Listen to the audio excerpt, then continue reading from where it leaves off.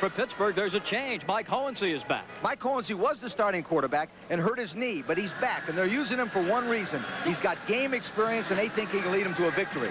For the Denver Dynamite, Whit Taylor has burst onto the scene. He's led Denver to victory in 3 of their last 4 games. Taylor's a scrambler, but his #1 asset is great leadership. They think that Taylor's good enough to win the championship for them. There has been some animosity building between these two teams, and when we come back, we'll take a look at the emotional aspects of this championship game as the Denver Dynamite meet the Pittsburgh Gladiators here on ESPN.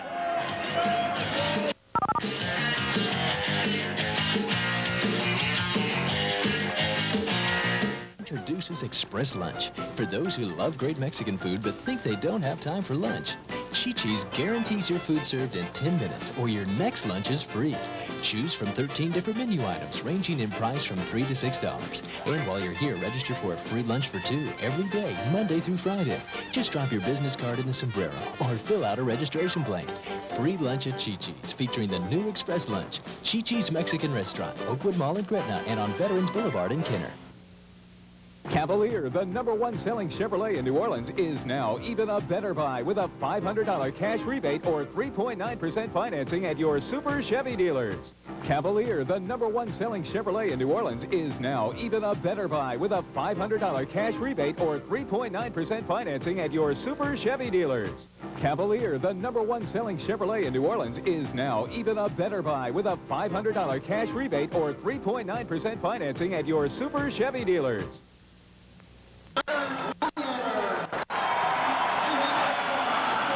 Each team won on the road in this series in the regular season. Pittsburgh, a few weeks ago, went to 4-0 as they won in Denver 49-32. That was the last game they've won. Russell Hairston had 6 touchdown passes in that game. Denver was able to win here by one thin point, 32-31. Whit Taylor had 3 touchdown passes in that game. And Lee, in just a very short period of time, these two clubs have developed quite a rivalry. I tell you what, there's almost as much fighting and shoving as a hockey game. They're coached by 2 competitive coaches, and I'll guarantee you one thing, there's no love lost between those 2 coaches, and that's why it's developed into a great rivalry. Tim Markham and Joe Herring, the 2 coaches, have raised some questions about the officiating, and the league has responded to that criticism. They put a 4th official way back there to watch for those controversial pass interference calls. It could be a really exciting ball game back at the end there. There is also a new twist in officiating for this game. There's going to be a press box observer upstairs with us tonight to check on illegal zone defenses that may be used by the 2 teams. We'll be back with the opening kickoff of the Arena Football Championship game from Pittsburgh in just a moment.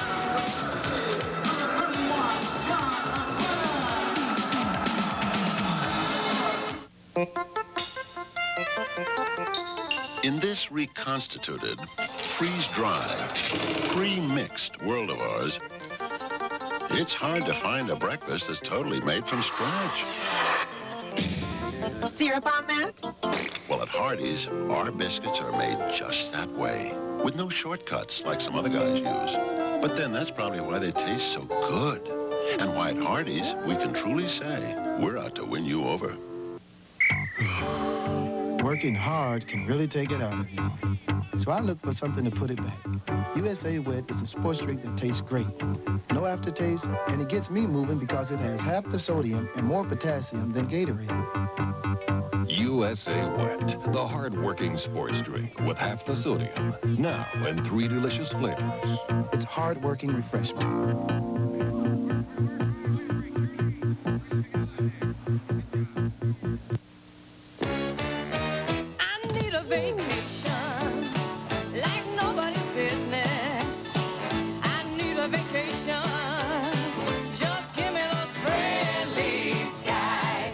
Summer, you need the airline with low fares to all 50 states. The biggest bargain airline, United. I need a vacation, and I'm not just flying. I'm flying a vacation in the friendly skies.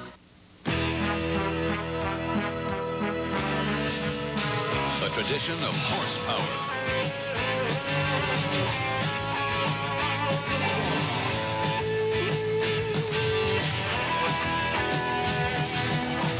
Budweiser and the king of beers. A tradition of horsepower that's making waves. Racing fans, this Bud's for you. ESPN's coverage of Arena Bowl 87 is brought to you by Hardee's. We're out to win you over. By USA Wet, the sports drink with less sodium and more potassium. It's hard-working refreshment. By United Airlines. You're not just flying, you're flying the friendly skies. And by Budweiser. Beechwood Age for that clean, crisp taste. This Bud's for you. The head coach is here in Pittsburgh for the championship game. On the left is Joe Herring, a Pittsburgh native who's gotten the Gladiators to the championship game. And on the right, Denver's Tim Markham. Marco Morales, a former San Diego State Aztec kicker, will be booting it away for the Denver Dynamite. Pittsburgh winning the toss and electing to receive. And back deep for the Gladiators, John McClellan and Ricky Mitchell. Here's the kickoff rule. Any kick off the net is a live ball and may be recovered. So if Denver could put one off the net, they could cover it in the end zone for a touchdown. There are the deep men. Number 31, John McClellan. Used to return kicks for Johnny Majors at Tennessee. And number 8, Ricky Mitchell. And here we go with the championship game from Pittsburgh. And it's returned by Mitchell. Up to the 10. And that's where the Gladiators will start their first drive of the game. Here's a look at the Pittsburgh Gladiators starters. And keep in mind, it is 2-platoon football in Arena Ball. All eyes will be on number 23, Russell Hairston, the Arena Ball MVP. If he's covered, expect the ball to end up in the hands of wingback number 30, Mike Stoops. Back in the lineup after a foot injury. Mike Hornsey, the starter in Game 1, suffered a knee injury in Game 2, has not played since. Those his numbers in just a game and 1 quarter. First and 10 for the Gladiators. At the 10, and Hohensee ready to go upstairs. And he's got his man, John McClellan, over the 20 and down to the Denver 17. A big flash play from Mike Hohensee to start the ball game. A look at the Denver defense that will try to pressure Hohensee and guard Russell Hairston tightly today. Here are the two-way starters for the Dynamite. They need pressure up front from Smith, Kane, and Harris. And the defensive specialist is number 20, Kelly Kirschbaum, a second-team all-league player, although he played just 4 games. It's first down for the Pittsburgh Gladiators. And Hohensee to throw. And it's going to be intercepted by Denver. Steve Trimble picks it off and gets it up to the 16-yard line. Trimble, Lee Corso, just happened to be at the right place at the right time. It's interesting. The offensive game plan immediately started out attacking Trimble because he's had a bad knee. Now watch, number 31 will come off the ball, McClellan, and he's working on Steve Trimble. Now watch, his ball is in his hands, but it goes through it and deflects right into Steve Trimble's hands, who's alertly taking the ball up. Now watch from behind as he gets hit. It's a good thing right there that he held on to that ball. McClellan came back and hit him real good. Interesting to note that Pittsburgh did not throw to Hairston on the first 2 pass plays. Denver with it now, and with Taylor complete to Gary Mullen on the far side, and he's out of bounds at the Denver 23, and immediately some pushing and shoving. We mentioned at the top, Lee, there is absolutely no love lost between these two teams. And that's exactly the way it started before. Now, what happens in a game like this with all this pressure, the emotion is really high. And now the officials can control the game right now by calling a penalty on both teams and not penalizing one of their other players. There's a penalty flag. We'll see what happens. Fouls. Personal fouls. Both ways. The play count. The referee, number 20, Bill Parkinson, calls the offsetting penalties, so it will again be first down and 10 for the Denver Dynamite from its own 16-yard line. Joe Herring, the head coach of the Pittsburgh Gladiators. He's 43 years of age, born and raised here in Pittsburgh on the East End. Was a linebacker at Bucknell, and his club's trying to shake a 2-game losing streak. His club's also very famous for good defense. Joe's always been a defensive coordinator and one of the best defensive coordinators in this country right now. Tim Markham, his opposite number on the Denver Dynamite bench. Denver with it, and it's going to be Whit Taylor to throw, and it's complete. Brewer coughs it up. Pittsburgh recovers. Let's see if they call it down. I believe that they have. Let's see if the officials give the Gladiators the football. They do. It's a fumble recovery for the Gladiators, Rock Richmond. So a couple of turnovers to start this championship game. Well, that'll happen a lot when there's a lot of excitement. Brewer, number 26, gets a good pass here from Whit Taylor. As he's running the football, they get him from behind. I think it's 45 Federico hits it right there, yeah. Federico come and hit the ball, knocked it loose. Rock Richmond fumbles, recovers it. Good play by Federico, not stopping when the play was completed. No score. Pittsburgh with it. 1st and 10. They have the ball from their own 4-yard line. Hohensee cranks and throws, and it's going to be incomplete to Mike Stoops at the 10-yard line. And again, they did not look to 23 Russell Hairston. Well, we talked to the coaches last night at the party, and they were talking about trying to use Hairston as a decoy at the beginning of the ball game and getting more guys into the ball game. It won't be long that 23 will be running a deep post route, going for a touchdown. Mike Hohensee has the experience factor in his favor. He played in the USFL with the Washington Federals and also in Canada in the CFL with Toronto and Ottawa. Long down the sideline. There's Hairston. Comes back to get it. And it's a touchdown. Now from the far side, a penalty flag goes down.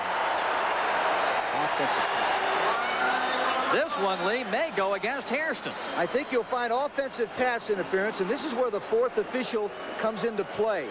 I promise you, 2 weeks ago, that would have not been called. That was a great call by Ed Manning. 23 on the offense. Half the distance and loss is down. We talked about Hairston coming into the ball game right away, right? Here he comes down the side. Now watch. He gets his hands out and pushes the defender away from him. Right now, Skipper is out of the play. But Manning, Ed Manning, the official, is beyond it and can see it perfectly. That's why the 4th official is so important.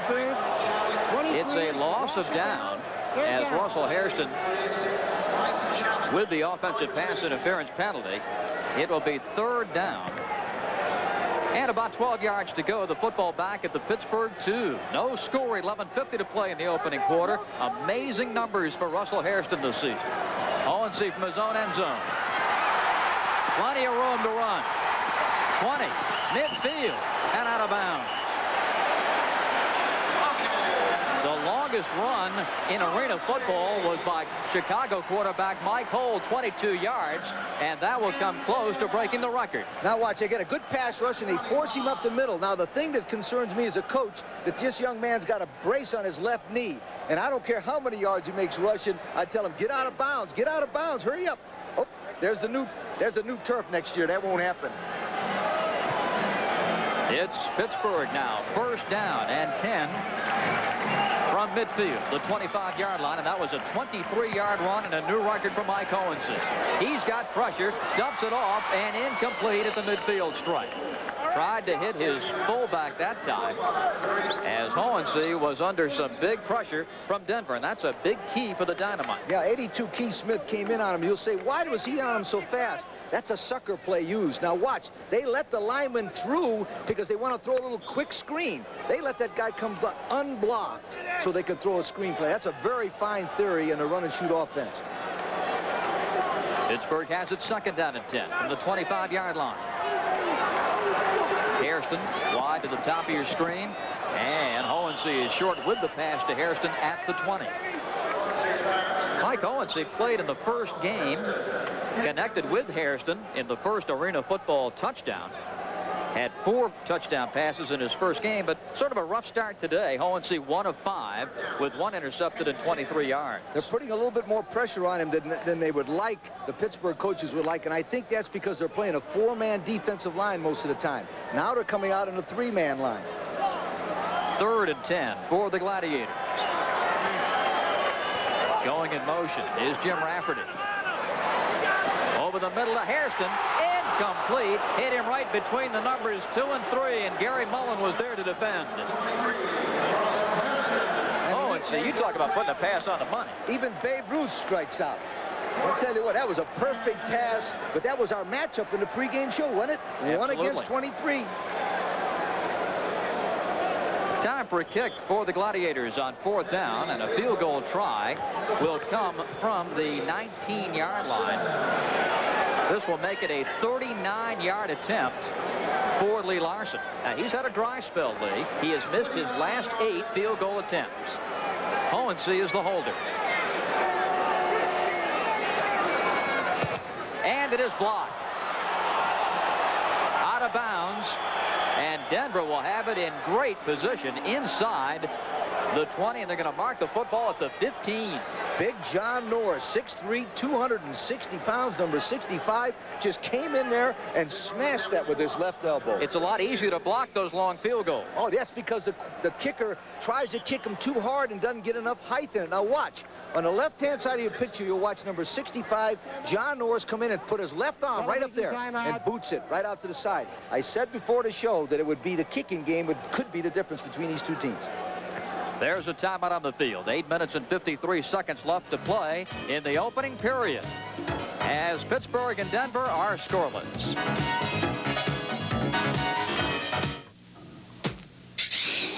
If you made hamburger patties the way most places make hamburger patties, you discover your thick, meaty burgers were suddenly dry, flat, and lifeless. So at Hardee's, we developed a way to make our quarter-pound patties gently, to cook up thicker, full of natural juices. It's a complicated machine, but we can give you an idea of the principle we based it on. Hardee's, we're out to win you over. We've had a couple of turnovers that have accelerated the pace of this first quarter. We have 8:53 to play, but still no points. Denver and Pittsburgh scoreless.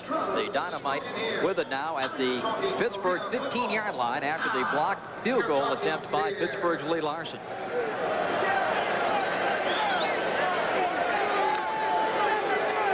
Whit Taylor, the most prolific passer in Vanderbilt Commodore football history, his 87 arena football statistics. Taylor can scramble, buy some time, and is brought down from behind. And making the tackle, number 98, Scott Dimitrenko, who played at the State University of New York at Albany. 6'2", 227. Dimitrenko made a good play there, but the play was caused by number 85, Ernest Adams, who came in and forced Whit Taylor out of the pocket. Dimitrenko coming back after a foot injury. He injured that foot against Denver here a couple of weeks ago. Whit Taylor breaks the Denver huddle, and the Dynamite come up second down and 11 from the 16. Taylor looks, pass deflected and incomplete, nearly intercepted by number 8, Ricky Mitchell.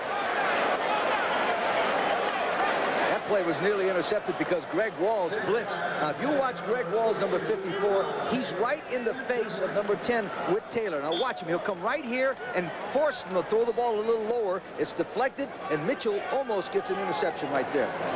Greg Walls showing the style that made him a first-team All-Arena Bowl player this year. Leads the team with 13 sacks. Taylor on 3rd and 11. Under pressure and sacked at the 25-yard line. Two big factors in Pittsburgh's favor in this game, Lee. They lead the league in sacks, and Denver has allowed the most sacks. That's why they put Whit Taylor in there, because he's a good scrambler. But that time, Dimitrenko, Walls, Adams are just too strong physically for him. Oh, come on. That's a good-looking football player, doesn't he? Indeed. 6'2", 227, Scott Dimitrenko. He's already picked up 2 sacks. And now Marco Morales coming into the ball game for Denver to attempt a 41-yard field goal attempt. Denver just 2 for 22 in field goals this season, and this one is no good. Can be returned off the net, covered in the end zone by Pittsburgh, and that's a touchback. So again, Lee, the kicking woes of Denver continue. There's a timeout on the field. We have 6:55 left to play in the first quarter. Denver-Pittsburgh scoreless. Working hard can really take it out of you. So I look for something to put it back. USA Wet is a sports drink that tastes great. No aftertaste, and it gets me moving because it has half the sodium and more potassium than Gatorade. USA Wet, the hard-working sports drink with half the sodium. Now in 3 delicious flavors. It's hard-working refreshment.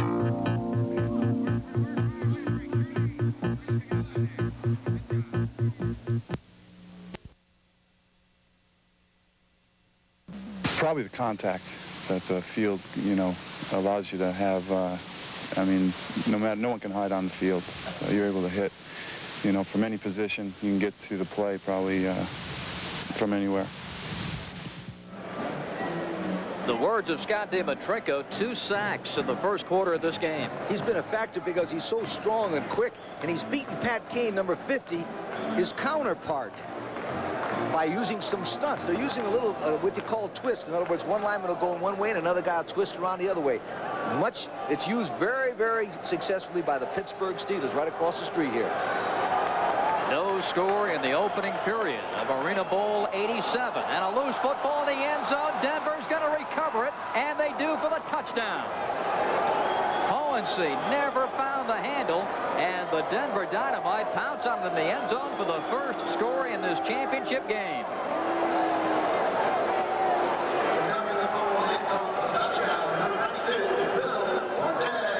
Forte is credited with the fumble recovery.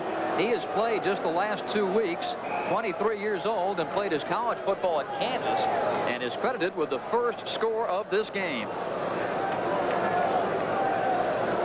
There's Forte. And now the Dynamite trying to kick the extra point, and Marco Morales is coming on to kick.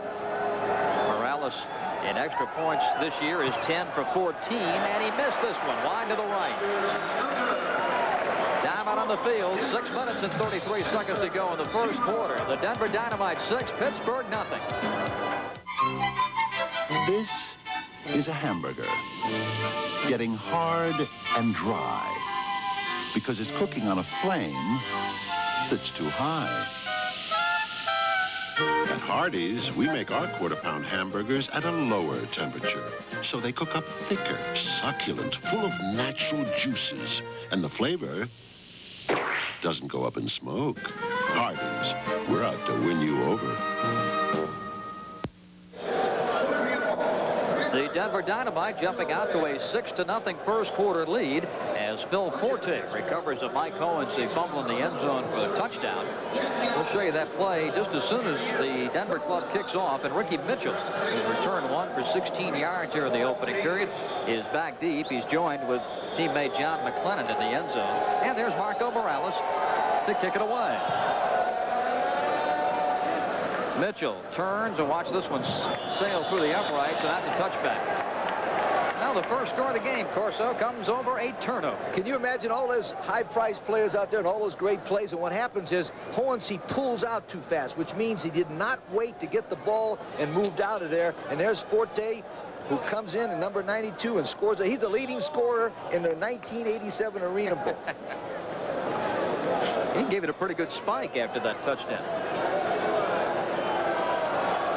Forte now turns around. He's ready to go at that defensive end spot.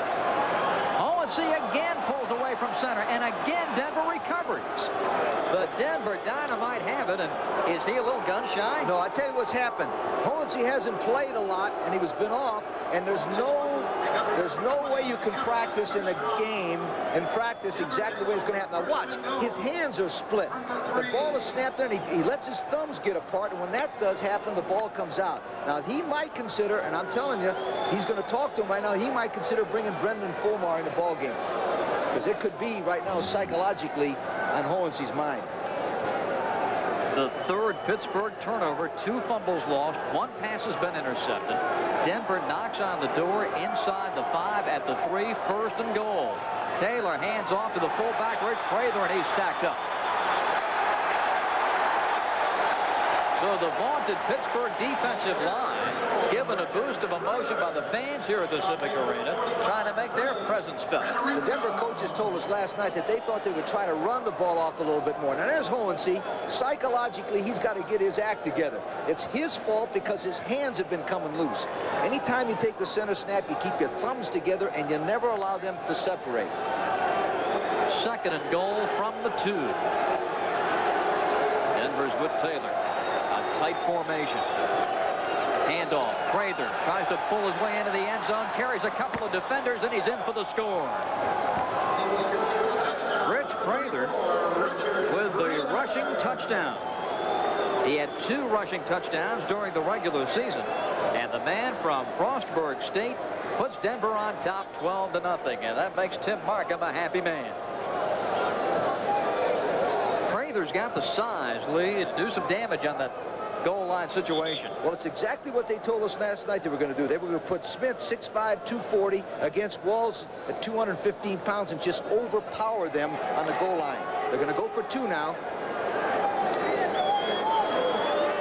Mullen is wide to the right. The opponents have gone 4 times and only made once against Pittsburgh for 2 points. Taylor gets away. Pass is deflected. Just as soon as he let go of the pass, Scott Dimitrenko, number 98, batted the Whit Taylor pass. And the 2-point pass attempt failed. 5:23 left to play. Rich Prather giving Denver a 12-0 lead.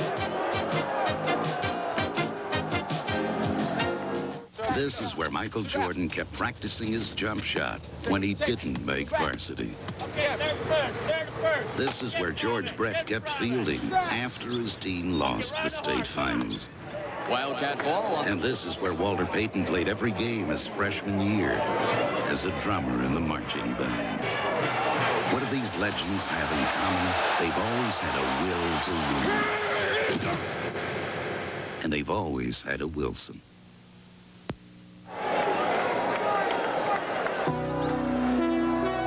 Dynamite scoring 2 touchdowns in 70 seconds to take a 12-0 lead.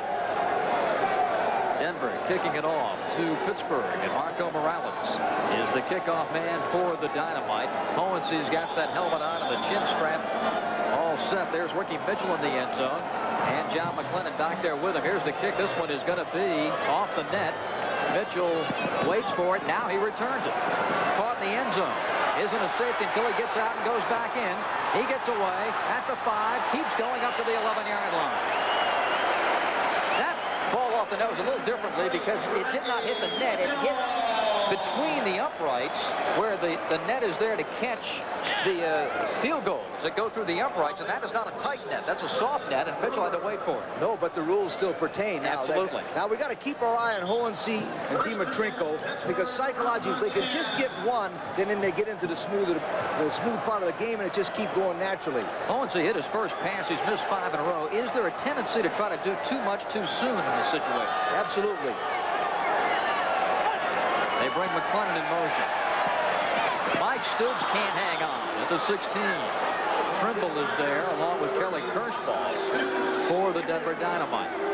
The difference so far in the ball game is that 82 and 92 on Smith and Forte on Denver are beating the offensive linemen.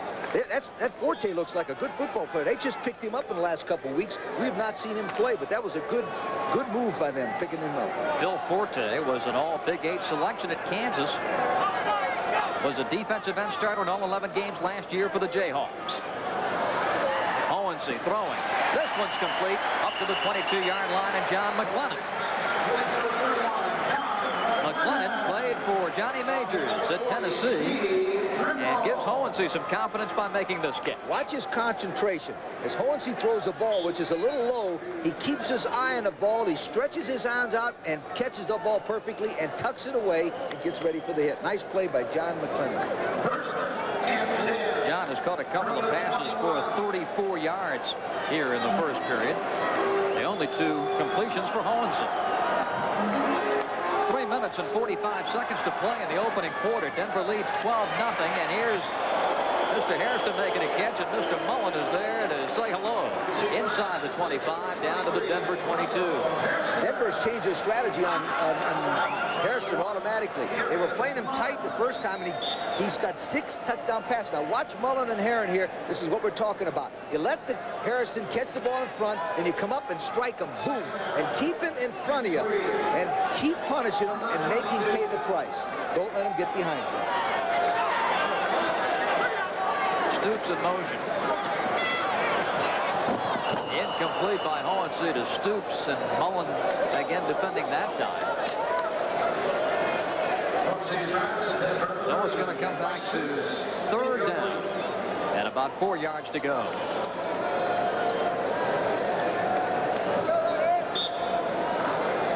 The Pittsburgh Gladiators lost their last 2 regular season games, 1 to Denver in this building. And Lee, did that give Denver a little bit of a psychological advantage coming in, knowing they'd won a game here? Absolutely. They did what they have to do to win a championship. They've already beaten this team here once. Hohenson, quick pass. It's complete. Mike Stoops down to the 10-yard line. Hear the fans here in the arena. Stoops. He's a fan favorite. Stoops is 6'1", 185. He was an all-Big Ten defensive player for Iowa Hawkeyes, but that time he made a good post route, and Hohensie hit him with a good pass. Big crowd here at the Civic Arena to watch this championship game. Mike Hohensie, 4 for 11 for 53 yards in the opening quarter, of which 2 minutes remain. 12-0, Denver leading. Hohensie, incomplete inside the 5. Live skipper defending on John McClellan. The pass coverage lead for Denver, a little crisper, a little sharper tonight than we've seen it in past. You know why? Because the 4 linemen are getting in the face of Hohensie, not giving him a chance. The secret to pass defense is a good pass rush. Now, he drops this one, although he's the same guy that caught it, but the pressure was on him. He took his eye off of it. You notice he did not keep his eye all the way on the ball. The number 80 skipper was about to hit him, too, and that has some, that will affect you. Hohensie to pass. Incomplete at the 2. And again, it is Mike Stoops, and Hohensie really took a shot that time. He had 2 men right on top of him. One of them was 82 Keith Smith. I tell you what, that Smith is playing some football game at 6'5", 240. He's got 5 sacks, but he's got about 17 scares already. It is 3rd down and 10 from the 11-yard line. Hohensie in the first 2 games was a 60% passer. Stoops coming towards you. Hohensie, receivers go down. Penalty flags fly at the 2. Hairston being guarded that time by Richard Rogers, and contact was made. Richard Rogers held on to Hairston. It'll be an 8-yard penalty and an automatic first down. Holding, 32 on the defense, 5-yard penalty and a first down. So that bails out the Gladiators on this drive. It was an automatic. It was a great call by the official over there. L.T. Bonner was right on the call. Rogers couldn't stop him. He was going for a touchdown. Some people teach that theory. If a guy's going for a touchdown, grab him and hold him. We'll try to stop him the next 3 or 4 plays. That is the 5th Pittsburgh first down of the game. Denver does not have a first down, yet the Dynamite lead it 12-0. Hohensie cannot escape the pressure. Pat Kane out of Wichita State, and Chuck Harris, number 60 there, to apply the pressure on Hohensie. And I still get the feeling that Mike is just a little jittery back there. He's jittery because they're hitting him. Wouldn't you be jittery if a guy 6'3", 255 was all over you? I would be. I'd be upset if you were after me. I know, but the guy's eating garlic for dinner, and he's all over those guys. Let me tell you something. The secret and the essence of winning in this league is the pass rush.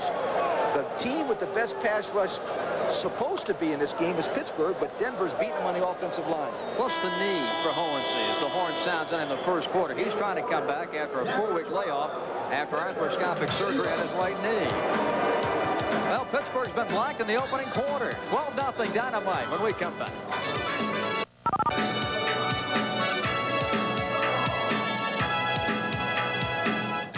Oldsmobile. Step back. I step back. Is a step up. To a step up. Used car. But, Dad, step back and consider the price of freedom. Not mine, yours. Co-sign the loan and I'm out of your hair. George, give Bobby your keys so he can go to the store. A step back from the cost of a new car is a step up to a dependable used car at Royal Oldsmobile. So step up. To step up. Used car. Royal Oldsmobile. There's nothing else like it. When a field of thoroughbreds take the final turn and thunder toward the finish, it's exciting, it's fun, it's Jefferson Downs.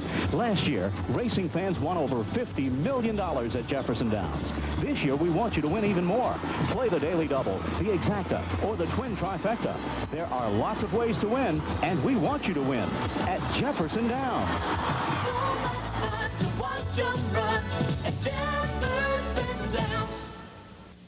Buds for all that you do. Say, landscaper, tomorrow college student. Yep.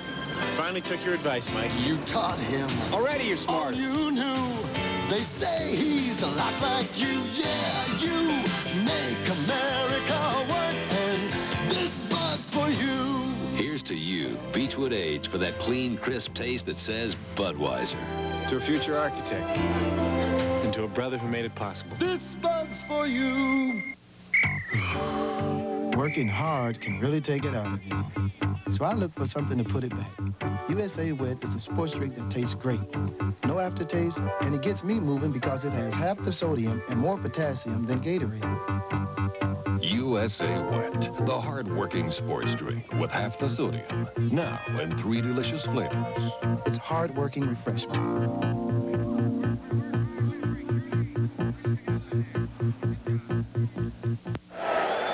The Lee Corso Marching and Chowder Society is represented here at Arena Bowl 87. 3 guys from Lake Mary, Florida flew all the way up here to watch the game. Denver 12 and Pittsburgh nothing as we start the second quarter of play.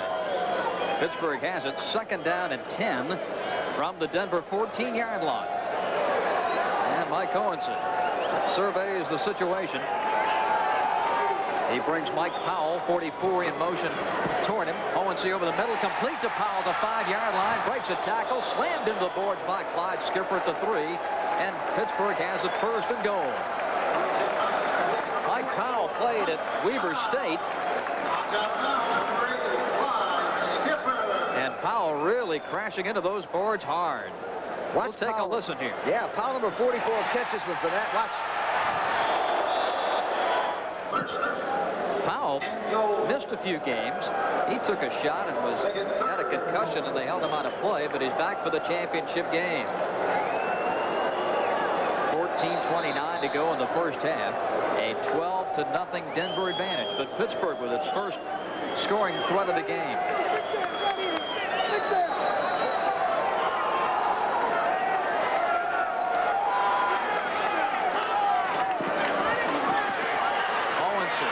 And he's dropped again, and it is Phil Forte who's coming on strong to lead this Denver defensive attack. Phil Forte is 6'2", 238 from Kansas is the secret. Now watch him come around to the outside. He makes a good move. He beats Federico. The reason why he beats Federico is Federico is only 6'2", 205. It's a mismatch. You always see mismatches in receivers, but that's a perfect one when it comes to pass rush. Forte had 7 sacks in the Big 8 last year at Kansas. He's added 1 tonight. Denver on Pittsburgh rifle on 4th down. To the air, Hohenson to the 5 and out of bounds. Powell making the grab. Let's see if it's enough for first down. It appears not. It is shy of a first down. Denver holds and takes over on offense. The Pittsburgh fans are restless. The Gladiators have been blanked in the first quarter and the first minute and a half here in the second period. The Denver defense is not supposed to be one of their things that they do well. Look at that. They've had opponents have scored 252 points again, an average of 42 points a game on them. Whit Taylor 2 for 3 in the air in this game. He's ready. Long down for Gary Mullen. Incomplete and no penalty flag. Some bumping on the sideline. Number 29, the defensive specialist, Rock Richmond for the Gladiators, and Mullen coming down that near side. Mullen and Richmond were going side by side, and the reason why that wasn't a pass interference call is because Rock Richmond, the defender, looked up for the ball, and therefore he was going for it, and there's no contact rule when he's looking for the ball. Gary Mullen is from just outside Pittsburgh, Clareton, Pennsylvania. Now the referee, Bill Parkinson, there was a penalty flag thrown way back in the end zone. Penalty against Pittsburgh for roughing the passer. And that moves it out to the 13, where it is 1st and 10. Whit Taylor suffered a concussion against Pittsburgh in Denver 3 weeks ago. Dumps it quickly, and it is going to be complete. Number 42 is Darrell Taylor making the grab. That's going to be a gain of 4 yards. It becomes 2nd down and 6 for the Denver Dynamite. Darrell Taylor, he'll be in the alumni news of Lincoln University as he plays in this Arena Bowl championship game. Had a fine season, 2nd team all-league selection. An excellent tackle by Mike Stoops that time. He kept under control and popped him and didn't give him an extra yard after he caught the ball.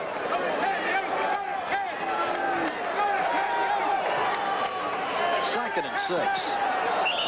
And penalty flag stopped the play. Some movement in that line. 54 for Pittsburgh is Craig Walls. Look at 68. And he may have jumped prematurely. Defense, number 68, 3-yard penalty. It's going to be on 68, William Yates.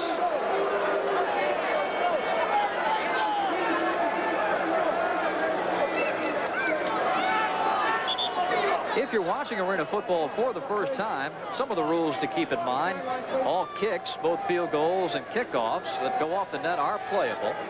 There are no punts. They kick on 4th down, a field goal attempt. Man-to-man defense on the passing game. You must play both ways, and there is the 2-point conversion option after a touchdown. Here's a quick pitch to Prather. 25, 20, and out of bounds. A quick hitting play, and Prather picks up the Denver first down. That was a nice theory because what it was an option play. They put everybody on one side of the field, and they came down. Now, Whit Taylor will come down the line of scrimmage. As he gets down, he reads the outside man. He pitches the ball to Prather. Now, watch 30 come up. That's his man. He comes up and runs him out of bounds. But the theory was you put everybody on one side, make everybody from Pittsburgh over there and run the option the opposite way. Good play by Rick. Rich Prather will be going into the Frostburg State Hall of Fame in October. Fine running back.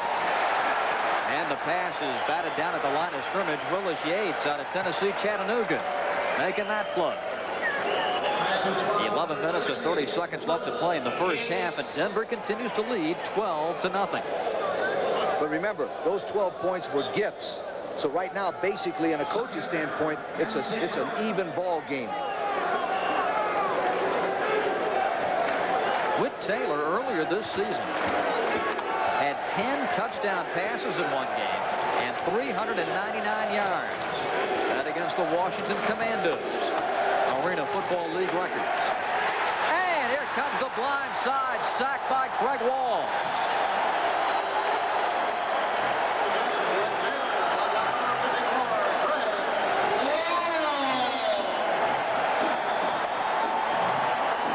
Number 54, Walls, played at Indiana. He's really quick. You notice how he made that swim move? A swim move means you look one direction and flip your arm over like you do in the overstroke. And that was a great play by Walls. 6'2", 215 pounds from Indiana University. He's from here in Pittsburgh. Went to Peabody High School. Recruited by a guy named Lee Corso. Good young man. 3rd down and 16. Taylor lofts it to a wide-open Gary Mullen for the touchdown.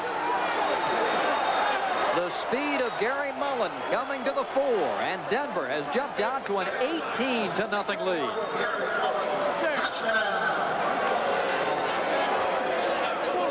Going for 2. Yeah, get in. Wait, you want him in there? You want him in there? Tim Markham, the Denver head coach, as the Dynamite going for the 2-point conversion here as Whit Taylor finds Gary Mullen on the touchdown play. 18-0. Denver leading with 10:22 to go in the first half. Pittsburgh's been good on 2-point defense. They've gone 5 times against them, but they've only made it once the entire season.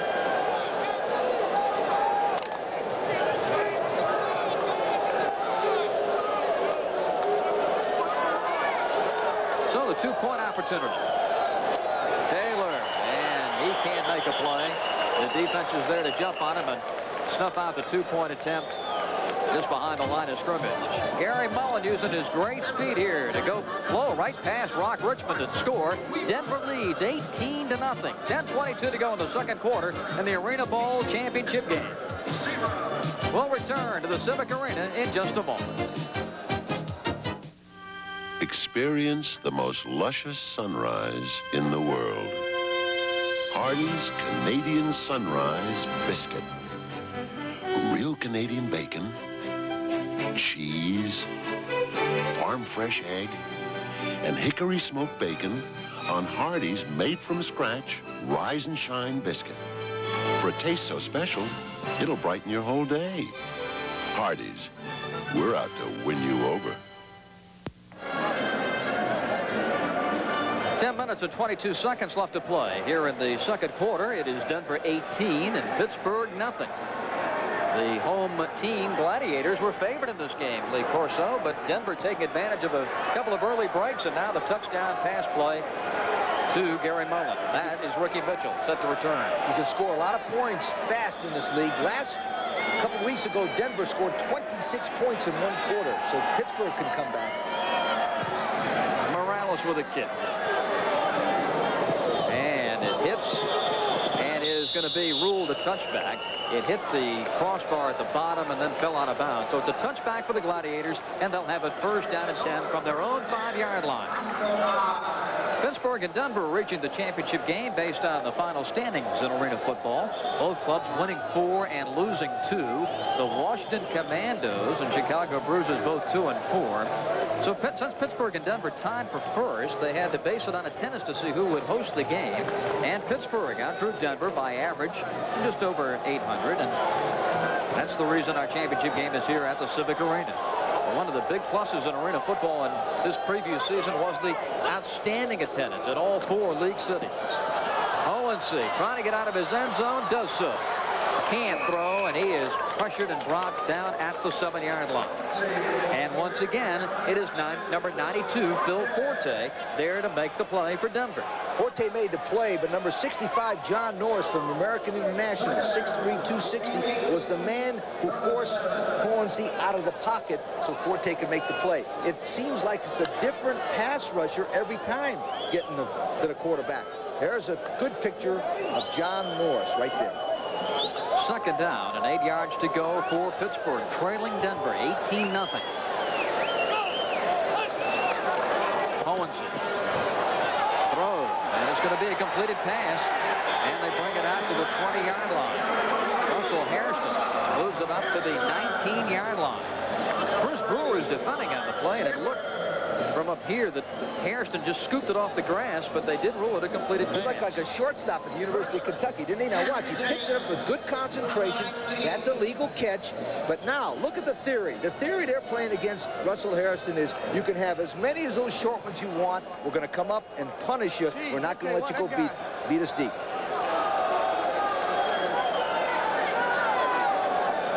First down for Pittsburgh. Goes in motion. They throw to Hairston, and he's hit hard at the Denver 22. Here's the big crunch on the sideline as Hairston goes up for this catch, and Clyde Skipper, number 80, to defend for Denver.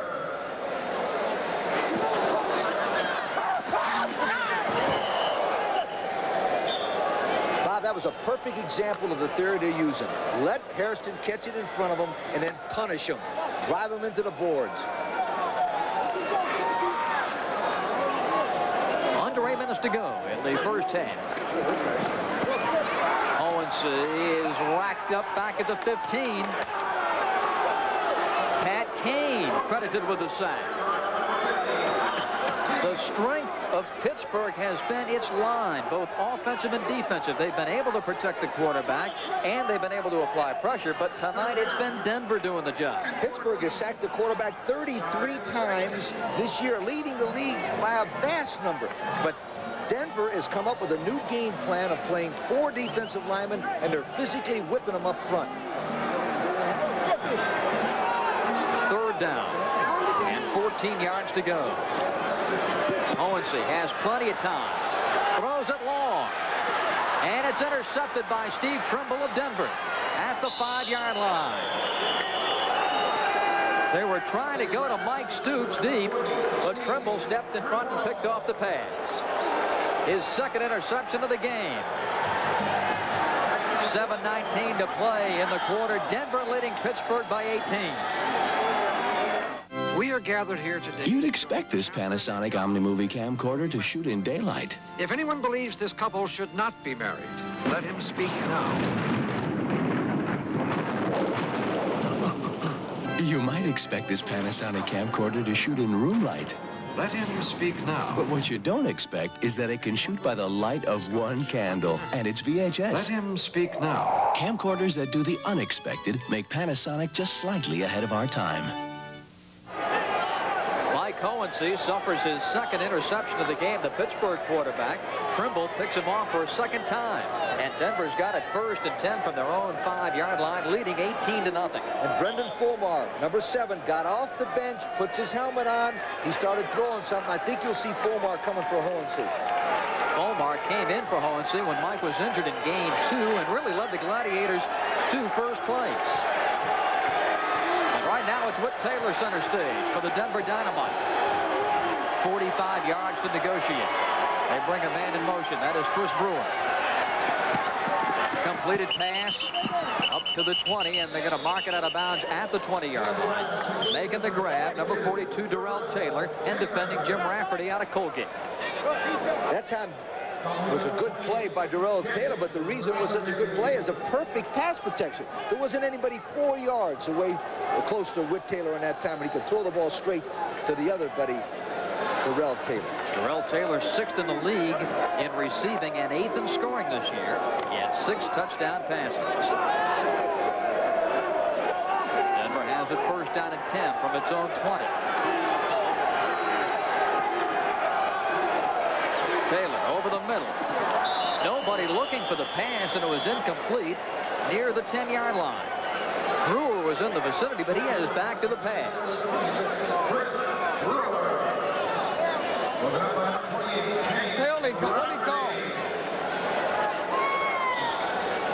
Tim Markham wants to know what's going on as well. Well, see, Tim's a defensive coordinator. He's the head coach, but he's also the defensive coordinator, and he allows his offensive staff to call the plays.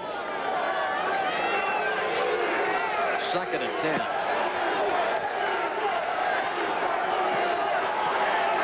Taylor with time, throwing, and incomplete at the goal line for 26, Chris Brewer. And a penalty flag was thrown.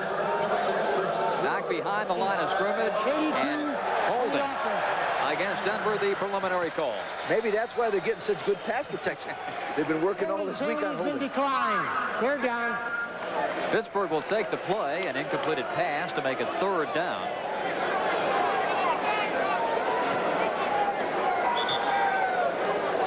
The clock continues to move. We have 5 minutes and 25 seconds left to play. Here in the second quarter. Whit Taylor is 5 for 9 and passing 72 yards and 1 touchdown pass. Gary Mullen, the top receiver, wide to the right side. Taylor looking to throw Mullen's way, and he's got it at the 15 and run out of bounds at the 13-yard line. Pittsburgh, it appears, Lee, is playing Mullen the same way they're playing Hairston. Well, they're playing him loose because they don't want him to go by him, particularly in that case, Rock Richmond, who got beat deep. Now, Mullen's at the top. See, Richmond is worried about that post route, and boy, that was a nice cut by Mullen. They're reading that. By reading it means they call a basic play as he comes off the line of scrimmage, Mullen does. If the man is playing him inside, he breaks it to the outside. If he's playing him outside, he breaks it to the inside for a touchdown. Great theory. Gary Mullen played in 4 bowl games in 4 years for the West Virginia Mountaineers.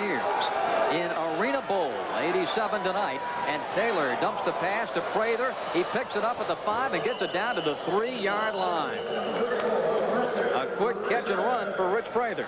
Okay, that was the same play that the other team, Pittsburgh, did before. Watch the screen on this one now. Prather will sneak in there, and they'll let the line come past him. Now watch. All of the defensive line will be allowed to come across, and number 32, Prather, will slip in the middle, and then the offensive lineman come down and block the middle linebacker. Great theory. The run and shoot, Mouse Davis, that's his #1 play. The Denver Dynamite leading at 18-0, and now they've got it 1st down and goal from the 3-yard line.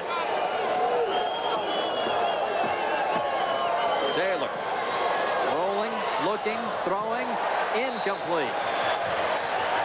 In the end zone, number 32, Richard Rogers, for Denver, unable to make the grab. But I can't tell you what a great play that was by Russell Hairston. Hairston was playing the outside. He covered a guy all the way across the field, and as Rogers was about to catch the ball, whack, he smashed him and knocked the ball loose. That was Russell Hairston playing defense. Hairston was a defensive back at Kentucky, and you don't learn those defensive lessons.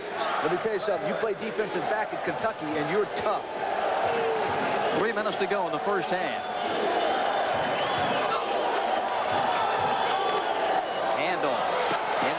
Chris Brewer. And Denver now will have it 3rd down and goal. Brewer played in the Pac-10 at Arizona. First team All-League selection. He was up there in the rushing statistics. He was 4th in the league in rushing. That's the official ban of Arena Bowl, 1987. 2:20 left to play in the 2nd period. Quick to the end zone, intended for Mullen and batted down by Pittsburgh. Greg Federico got a hand on it, number 45.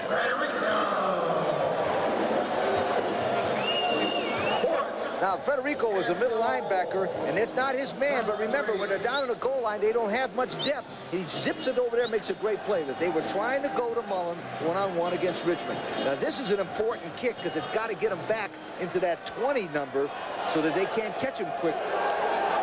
Marco Morales is 0 for 1 in touchdowns. This will be an 18-yard attempt. Spotted from the 10, and now Pittsburgh has taken a timeout. We'll come back with a field goal attempt by Marco Morales after this. Working hard can really take it out of you. So I look for something to put it back. USA Wet is a sports drink that tastes great. No aftertaste, and it gets me moving because it has half the sodium and more potassium than Gatorade. USA Wet, the hard-working sports drink with half the sodium. Now in 3 delicious flavors. It's hard-working refreshment.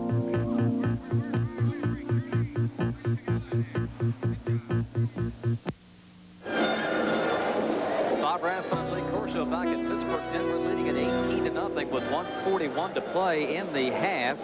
Denver's going to attempt a field goal. An 18-yarder by Marco Morales in just a moment after the timeout. Here are the leading receivers in this previous season of Arena football. Hairston far and away the leader, but he has been silenced tonight by this Denver defense, and particularly the Denver pass rush. But look at the best balance by Denver. They got 4 in there against 1. 18-yard field goal attempt for Morales. He's 0 for 1 tonight. Missed a 40-yarder earlier. This kick, no good. Hit the upright. Taylor picks it up. And they'll blow it dead as it hit the upright. The ball cannot be returned off the net on a field goal attempt. 1:34 left to play. Here in the 2nd quarter, Denver leading it 18-0 in this Arena Bowl championship game. I believe, Lee, there is some confusion because they may have blown that play dead prematurely. Let's see what Bill Parkinson has to say. The ball belongs to the receivers by special rule. The trap rule bounced back. It'll be 1st down, Pittsburgh. Did you understand that? The trap rule. That's what I thought he said. Look at Markham down there. He wants to know what the trap rule is. That's what it'll do with. But let me tell you something. Oh, look, he's going to come over and explain it to Markham now. This ought to be good. A minute 34 to play here in the 2nd period, and Tim Markham says, what is this trap rule you're talking about? We'll return to Pittsburgh in the Civic Arena right after this. There ain't nothing better than a bigger burger. Some fast food places will do anything to sell you a meal. Try our new family-sized fries. Anything. There's a luau in every bite. Presenting the world's smallest hamburger. Well, if you'd sooner do without all those gimmicks, you're invited to Hardee's for thick, juicy, 100% pure American beef burgers, which, quite frankly, speak for themselves. Because at Hardee's, we're out to win you over. We're back in Pittsburgh, and an unsatisfied Tim Markham just got an explanation from the officials. During the timeout, Timmy was able to talk to the referee, Bill Parkinson, about that last field goal attempt by Marco Morales. Here's what they had to say. Green guy. Listen to me a minute. It touched the green guy. We still have the chance to make the line to gain. Tell him we have the chance. Not on a special rule. Hey. Let me tell you, so I know how Tim Markin feels. They did the same thing to me in overtime in the opening game. Joe Herring looks a little nonplussed by it all. 18-0 Denver, a minute 34 to play. Herring's trying to figure out what he can do to spark his offense, and he's changed quarterbacks. Brendan Fulmar is now in the game for the Gladiators, and he throws it behind Russell Harrison near midfield.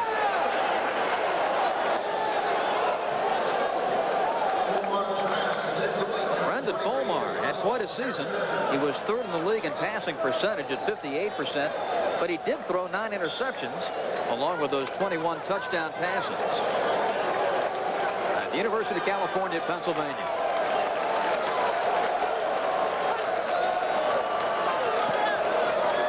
Fulmar lobs it over the middle and incomplete. Mike Stoops, the intended receiver. This Gladiator football team leads out of sync. That's right. And one of the reasons they are is they made a change in quarterback, and sometimes you can second guess that. You know, you win a lot of ball games, all of a sudden you change the leadership. 1 minute warning timing rules. Pittsburgh has 1 timeout. Denver has 1 timeout. But there's plenty of time left. You can score a lot of points real quick. We have 1 minute remaining in the half, and as you heard Bill Parkinson announce, the 1 minute timing rules were in effect. And all that means is the clock now will start on incomplete passes and out of bounds, etc., as in outdoor football. 18-0 Denver. Joe Herring's Gladiators in trouble here, and Fulmar to pass, and it's too tall at the 20-yard line. Russell Hairston, again, the intended receiver. Nothing is going right for the Gladiators, and Lee Larson is going to have to come into the game on 4th down and try a long, long field goal. On the long field goals, you got to be careful because you don't get the ball up real quick as a soccer kicker, and this is where they could block it and recover it for a touchdown, and then they really be in good shape. Denver has sent a couple of men deep. Larson is 0 for 1 in this game in field goals. He missed a 39-yarder in the opening quarter. The spot is at the 2, so this will be a 55-yard field goal attempt. He got it off, and it's going to be short and returned by Denver. And bringing it out is Darrell Taylor. Cuts to the outside. Gets to the 15. First down at 10 for Denver. 46 seconds remaining. First half. 18-0. Denver leading. And there's a timeout on the field. Denver leading it 18-0. We'll return in just a moment. Hey, how are you? Sorry that I'm at home. But when I get the message on my telephone, you'll be the first one on my list. Crazy Calls, a tape of 7 different songs and funny recordings for answering machines. I am very sorry that I'm not at home to take your call. Only $14.95. When I will get right back to you. Leave your message at the tone. Give someone the gift of Gad for their answering machine. Calling a friend. What you've actually done is bought a one-way ticket to the answering machine zone. Nobody's home. Nobody's home. I'm glad you called, but I'm not home. But I'll be back before too long. Crazy Calls, a tape of 7 different songs and funny recordings for only $14.95. Wait for the beat. You gotta leave your name. You gotta leave your number. To order? Wait for the beat. Call 1-800-351-7100. Call 1-800-351-7100. Well, the first thing that surprised me was when we played Pittsburgh here 2 weeks ago, and I'm sitting in the bleachers, and a lady offered me some nachos and cheese in the bleachers. And matter of fact, I took a couple of nachos and enjoyed it. But the crowds and the people really get into it. I love it. It's great, great football. John Forcade, who played collegiately at Ole Miss, and he's right back in the stands here at Pittsburgh. Now, in outdoor football, they would go to a running game and be conservative and run out the clock. But they don't have a running game in indoor football, so they're going to have to throw the ball and maybe get a chance to intercept it. Pass to Mullen. And the pass has been judged incomplete. Mullen was out of bounds.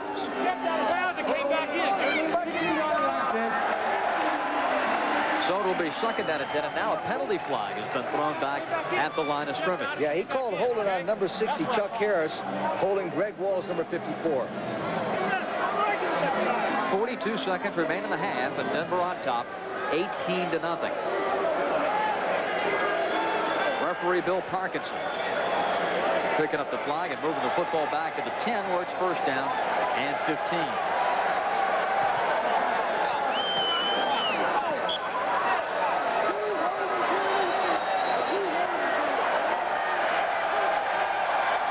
Gladiators in front of the home crowd. And Lee, here's Joe Herring on the Pittsburgh bench. They're trailing 18-0. He's a fiery guy with a lot of emotion and enthusiasm, but he looks like he's got his tail tucked between his legs. Well, right now, what's happened to him is he's made a mistake, basically. He started a quarterback that probably he shouldn't have started. And they've got his team out of sync, and now he's got to have to pay for it and go back in the halftime and try to rally his troops. First and 15, an incomplete pass. Intended for Gary Mullen up to the 18-yard line.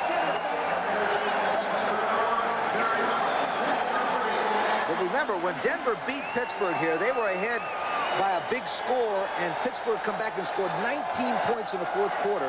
So if they did the same thing right now and shut them out, they'd beat them 19-18.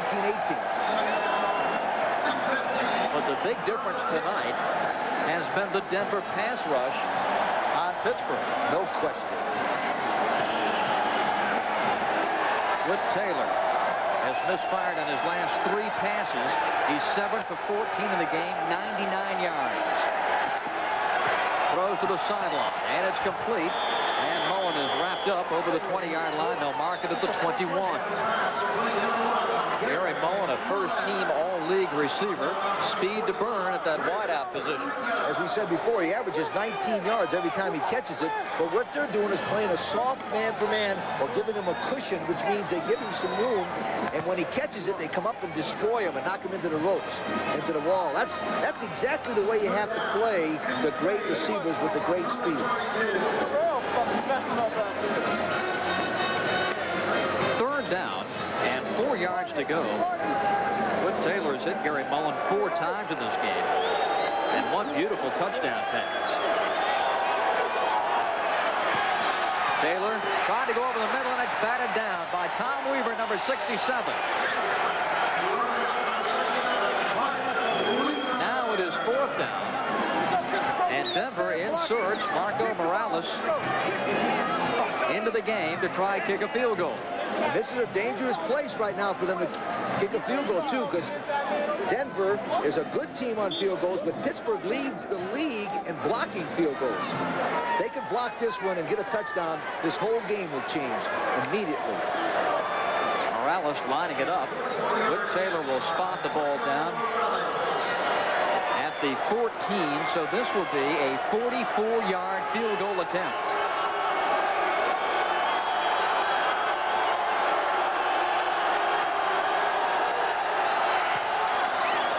It's long enough, but it hit the net wide to the right. Pittsburgh to return. Mitchell stepped down the out-of-bounds line at the 6.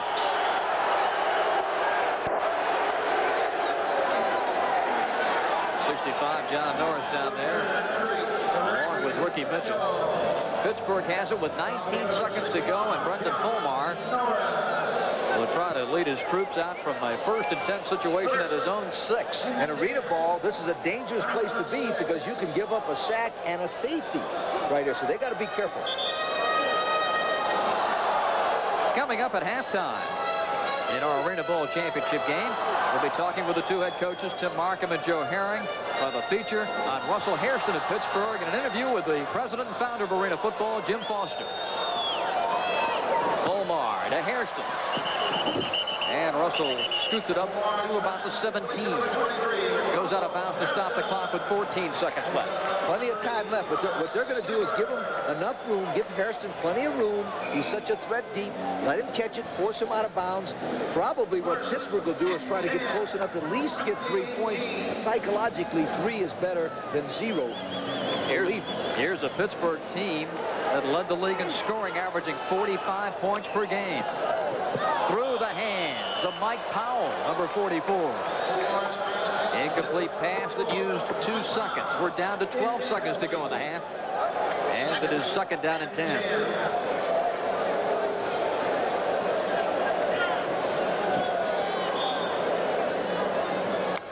Brendan Fulmar, 23 years old. Leads him up to the line of scrimmage.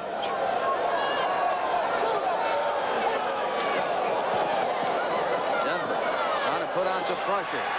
To the end zone. It's intercepted by Gary Mullen. Mullen is going to down him in the end zone for a touchback. Russell Hairston complaining, but Mullen was there to intercept the pass. Perfect example of the pregame show. Athlete against athlete, one-on-one. It was a tremendous play, but Mullen won this one. Now, you watch Russell Hairston. He'll fake to the outside, and he goes to the middle. Now, you'll see him, Mullen, playing soft, nice little bump. That's all right, as long as he didn't make an concerted effort to knock him down. He does a smart thing right there, stays down there, and they'll run out the clock now. That's the 5th Pittsburgh turnover this game, the 3rd interception. And there is trouble in River City, 3 Rivers City of Pittsburgh, Pennsylvania. The Denver Dynamite heading to the locker room with an 18-point lead. Denver capitalizing on 2 turnovers to turn them into touchdowns and a Whit Taylor touchdown pass to Gary Mullen to make it an 18-0 lead for Denver here at halftime. The head coach of the Denver Dynamite is Tim Markham. And Timmy, a tremendous effort by your ball club in the first half, particularly defensively, putting the pressure on Pittsburgh. Exactly. We got a pass rush. That's the whole thing. That's the whole key. If we continue the pass rush, we're going to control the football game. This is Lee Corso. Tim, what did you feed those defensive linemen in the pregame warm-up? Well, I don't know. They know what kind of game it is. And hey, we've got a whole nother half left. So that's the thing we got to do is just continue the pressure up front. We do that, then we'll be successful. Good luck. Hey, thanks. Tim Markham, the head coach of the Denver Dynamite. His ball club on top 18-0 here at the break. When we come back, we'll be profiling the MVP of arena football, Pittsburgh's Russell Hairston, when we come back.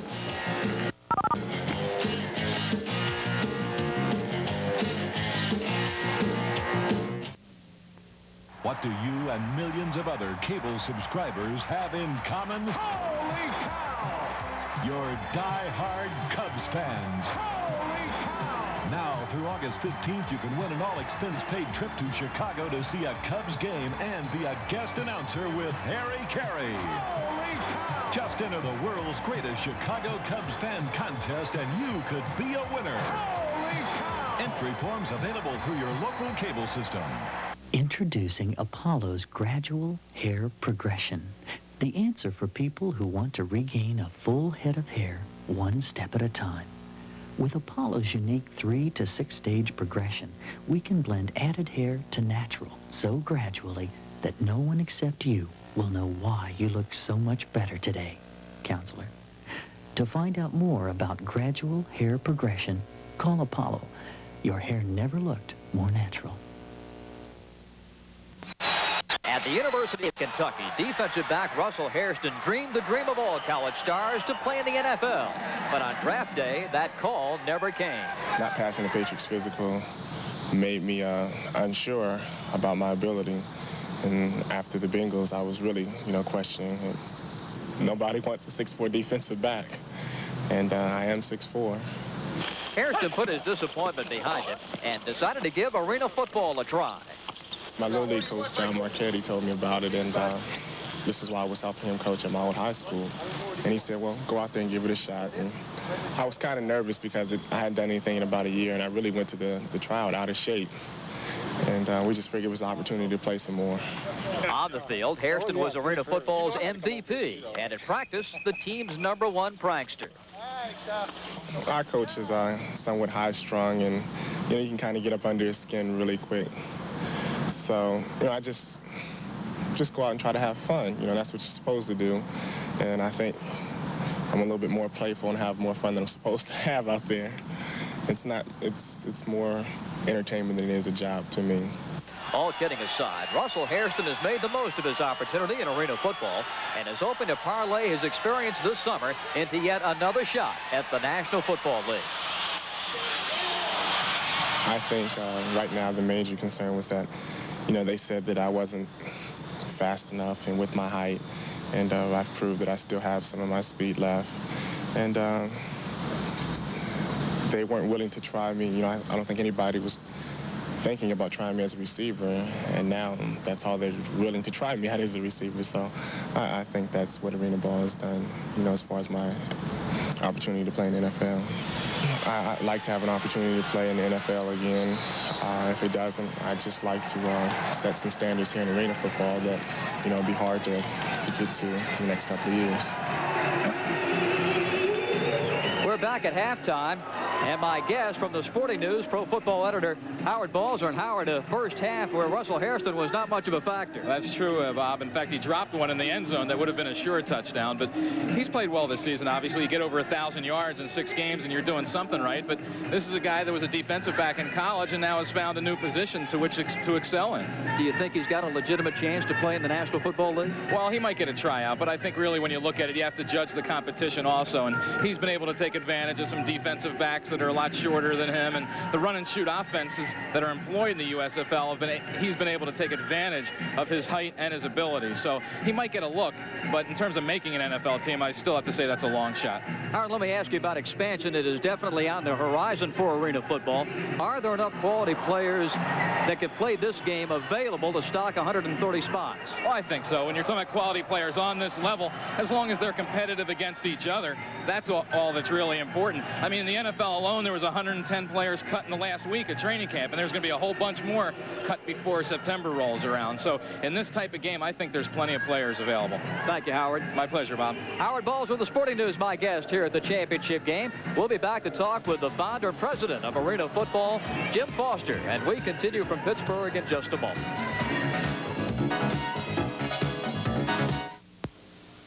I'm hard to please when it comes to cars.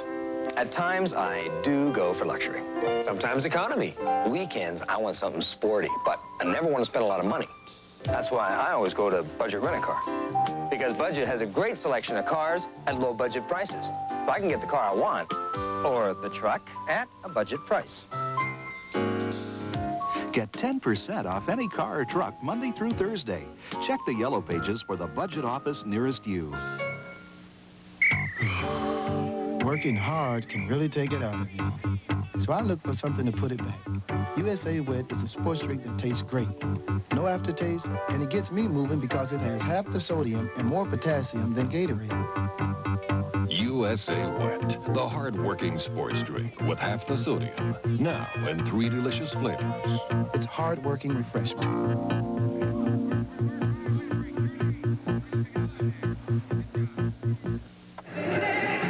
It's halftime of the Arena Bowl championship game with the Denver Dynamite with a surprising 18-0 lead over the Pittsburgh Gladiators. Championship week here, the preview season coming to a conclusion, and Lee Corso had a chance to talk with founder president Jim Foster. I know there's going to be some trial and error, obviously, in your first season. What do you consider maybe some of the changes for next year, like in particular the playing rules? Well, we're going to make some adjustments in the playing rules. You know, the game this year was set up to be a very offensive show, a lot of passing. I think you're going to see the coaches come out next year and have a lot more opportunity to show their own autonomy in the way they coach the game and the way it's played. You'll see more rushing next year probably than you did this year. The game's going to settle out a little bit. It's certainly going to evolve. We're going to go to 4 officials all the time next year. We are doing that for the first time tonight in our championship game. We're looking at even the possibility of a 5th eye-in-the-sky observer, which might be unique to arena football, but may help to cover the use of the man-man defense violations, which we really want to be careful about because we believe in the man-man defense in arena football. Other things will really kind of come after a review of the season this fall and this winter, looking at the game tapes, talking with players and coaches and officials. So the game will evolve. We know it's going to be a good game next year. Yeah, obviously there's going to be some more changes. That means there's going to be expansion. What's your ideas and what's your feelings about expanding the Arena Football League? We're going to go slowly with this. That's the way we've done it for the last 5 years. My attitude has always been, since the beginning, when other people said you've got a good idea, that we better take it slowly and make sure that every step of the way we're right in what we're doing. You know, we're not selling franchises. We're selling operating rights for investors to come in and run a division of our company for us and share in the profits. It's a very sane way to run a sports business. It's really never been done before because franchising has always been the way to go. We've got some things in place that have been very well thought out that will control the spending of this league. But nevertheless, we want to take it slowly. 8 or 10 teams geographically placed around the country with good investors, good business people involved, good markets where they want arena football, where there's enthusiasm for it. You've got the expansion. Now you need to obviously stock these teams with players. What are some of your rules and concepts of the draft and how you're going to fill these teams with players? What we're going to do is focus on the players that the NFL really can't take and look at them on a regional basis, because the players that go to the National Football League are the collegiate players that are getting the publicity coming out of college. We want to take a player, for example, that might play for a Chicago team next year that comes out of the Big Ten. The Chicago club would have regional rights to all players in the Midwest primarily, and that would include a lot of the Big Ten schools, smaller schools. You might get a small college All-American. You might get an All-Big Ten player. He's known in that area of the country. He's going to be known for his play, for his skills as an athlete, where if you put him on a team in the West Coast, he wouldn't be. So as a result, we go with a regional player allocation. That's the primary way to stock these teams next year. Then beyond that, players that don't sign that direction will be falling down in what we call a supplemental draft of probably about a month and a half before training camp, and would be picked up that way in a more traditional draft. Okay, now you've got the players, you got the expansion. You're going to add some new officials. Where are they going to come from? We're going to have to get a lot more thorough in our officiating for next year. One thing we did this year was to control costs, because it was a previous season, was we basically used crews centered in the cities we were playing in. Next year, we'll go to a more of an at-large format like the National Football League uses, where officiating crews will be put together from around the country. We're going to have more money to work with next year, quite frankly. Just like we'll have better playing services next year, we'll have better officiating. Excuse me, Jim, are injuries a threat to putting the best players on the field throughout the entire season? Well, I think the biggest problem with injuries is we just need to get our players better conditioned for the arena game, the single platoon game. We had a lot of athletes come into training camp who thought they were in great condition, but what they found out was that the conditioning for what they've always done before, play two-platoon football, really didn't carry a lot of weight with the way you play the game in the arena game. And the single platoon is going to require a lot more conditioning and a different type of conditioning, a lot more emphasis on aerobics, for example, less emphasis on true bulk strength and more on quickness and durability. So we're working very seriously with our physicians and our trainers on developing an off-season program for our athletes. We'll get them into better shape to play the arena game. And by doing that, we feel that the injury situation is going to drop quite a bit. Why do people like this game so much, from your point? The things we hear, the buzzwords we hear are this. It's entertaining, it's fast-paced, it's fun, and it's different than the National Football League. We're not coming out and trying to compete with the NFL. We're not trying to come out and clone the National Football League or be an imitation of the NFL. We're our own game. We're apples and oranges to the outdoor game, and that's exactly what we want to be, and that's what we want the public to perceive it as, because it is a different game. It's still football. The chemistry's there. They're still down there knocking each other around, throwing the ball, catching it, having a lot of fun playing football, but it's a different game, and that's the way arena football was meant to be. Arena ball is fun, it's entertaining, and it's not a clone to the National Football League. The thoughts of the founder and president, Jim Foster. Lee, your opinions of the first year of arena football? Well, first thing, they've had a lot of success, and sometimes people have success, forget what business they're in. This man is in the entertainment business, and he uses football as his weapon, okay? As long as they don't mess around with his game too much, I think they're going to have some success.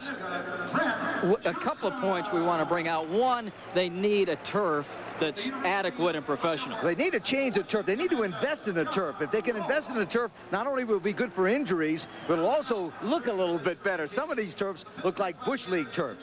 The length of the game issue has to be addressed. I know you like a 12-minute quarter. I like 12-minute quarters because I think the game will go quick. People will get in here, get out, and go home, and everybody will be excited.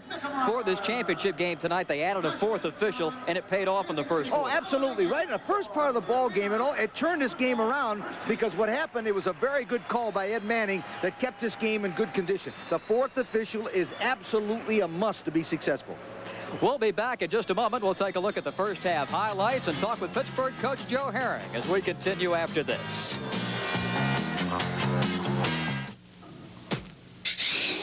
If you made hamburger patties the way most places make hamburger patties, you discover your thick, meaty burgers were suddenly dry, flat, and lifeless. So at Hardee's, we developed a way to make our quarter-pound patties gently, to cook up thicker, full of natural juices. It's a complicated machine, but we can give you an idea of the principle we based it on. Hardee's. We're out to win you over. This is where Michael Jordan kept practicing his jump shot when he didn't make varsity. This is where George Brett kept fielding after his team lost the state finals. Wildcat ball. And this is where Walter Payton played every game his freshman year as a drummer in the marching band. What do these legends have in common? They've always had a will to win. And they've always had a Wilson. We're back at Pittsburgh. Denver leading the homestanding Gladiators 18-0 at halftime of this championship game. The Denver Dynamite took advantage of a couple of turnovers early to score and jump out to a 12-0 lead. And then Lake Corso, that great pass combination of Whit Taylor and Gary Mullen came to the forefront. All right, Taylor got good protection by his offensive lineman. He turns his shoulders, sets his feet, and throws a shot. Now watch this. Mullen beats his man to the inside in that post route. He beat Rock Richmond 29 for a touchdown. It was a great job. Now, turn around. Here's the star. Russell Hairston had his chance. Watch this. He takes his eye off the ball. Can you believe that? He wish he had that one back. 18 touchdown receptions for Russell Hairston in the regular season, but couldn't grab that one. Time now for the Hardee's Coach's Corner, and Joe Herring, the head coach of the Gladiators, is with us. Joe, you made a calculated gamble starting Hohensee tonight. It did not pay off. You had to switch and go to Brendan Fulmar. Will Brendan start the second half? Yeah, he will. We decided that was the momentum change we needed. We thought that Mike was ready in practice, but you never know until you get in the game. He was having a hard time getting the snaps up, obviously, because they got 2 touchdowns out of that. So we're just lucky we're still in the ball game with the way we've been executing on offense. Joe, this is Lee Corso. Their defensive line is just playing unbelievably well. What did you talk to your team about in that pass rush on the quarterbacks? Well, we're going to try to, of course, we're going to just give a special effort to protect Brendan and give him time, because if he gets time and we can get Russell and the other receivers open, we'll get back in this game in a hurry. Okay, good luck, Joe. Thank you. Joe Herring, the head coach of the Gladiators. A look at the first half statistics, and the big one is at the bottom of the page.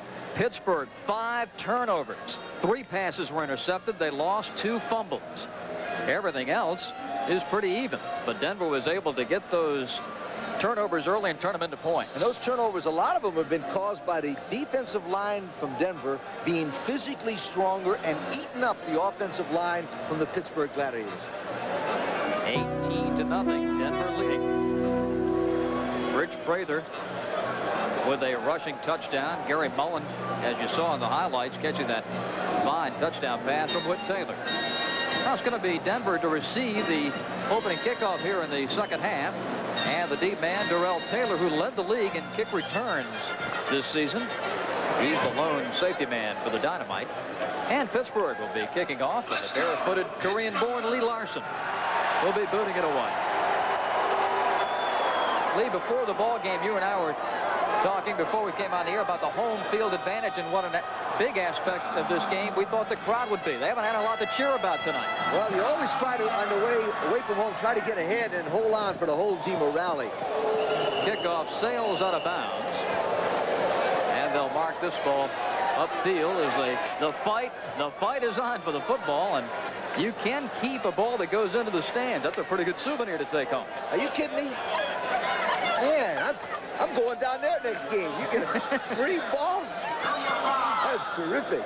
They'll find a play. They probably take it out of the players at Larson's paycheck, though. First out of 10 for Denver from the 5-yard line. Okay, if Denver's going to win this game, they've got to control the ball. But if Pittsburgh's going to win it, they've got to win it on defense. They cannot allow Denver to score anymore. Man moving is Taylor. Whit Taylor to throw. Incomplete. The intended receiver was Chris Brewer. And Mike Stoops, number 30, there to defend. As I told you before in all the other telecasts, in arena ball, the first 2 series of the second half usually set the tempo of which team's going to take the momentum. This is a very important series for Pittsburgh. They've got to shut Denver down. They have been able to do the job with the pass rush this season. The best defensive team in arena football. They had the most passes intercepted with 13, the most sacks with 33. But it's been all Denver, and Taylor throws complete to Mullen. Rock Richmond is there to protect, and that's going to be a Denver first down.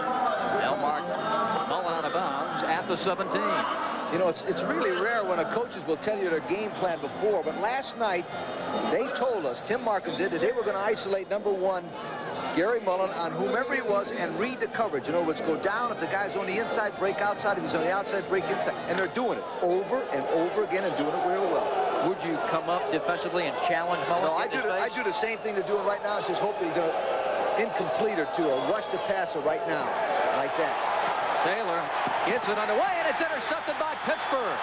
Rock Richmond makes the interception. And Pittsburgh has got it. First down and 10 from the Denver 23. With Taylor suffers his first interception of the game. Rock Richmond tied the league lead with 4 interceptions during the regular season.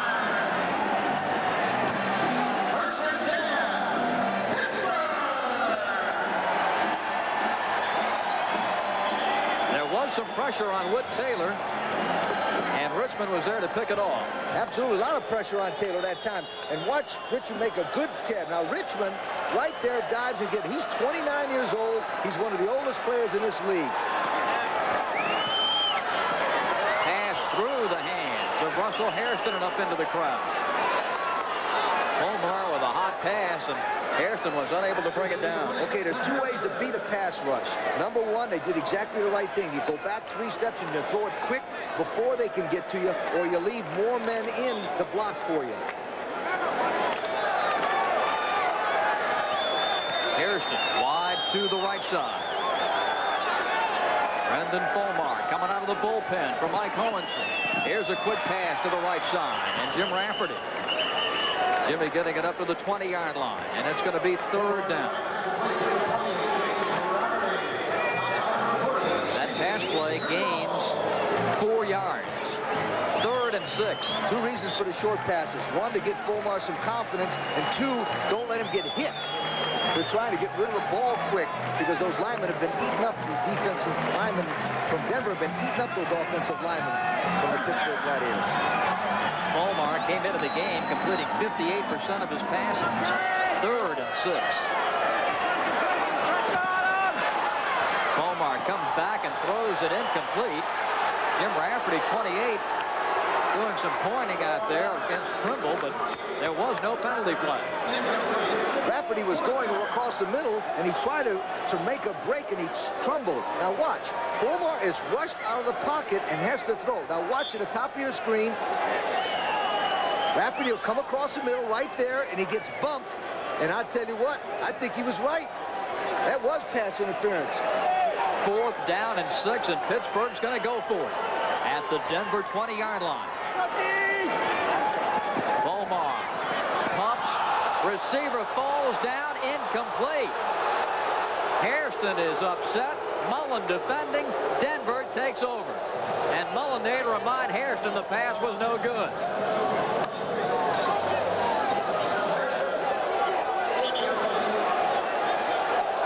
It has been an evening of frustration for Pittsburgh and an evening of jubilation for Denver. Dynamite leading by 18.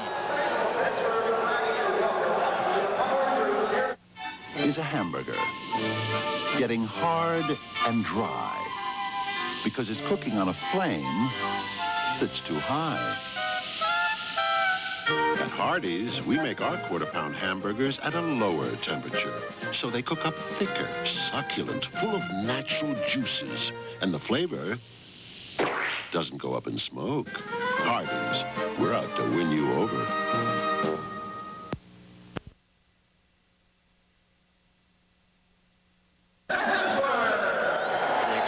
Cable home of the National Football League is ESPN. The preseason schedule just a couple of weeks away.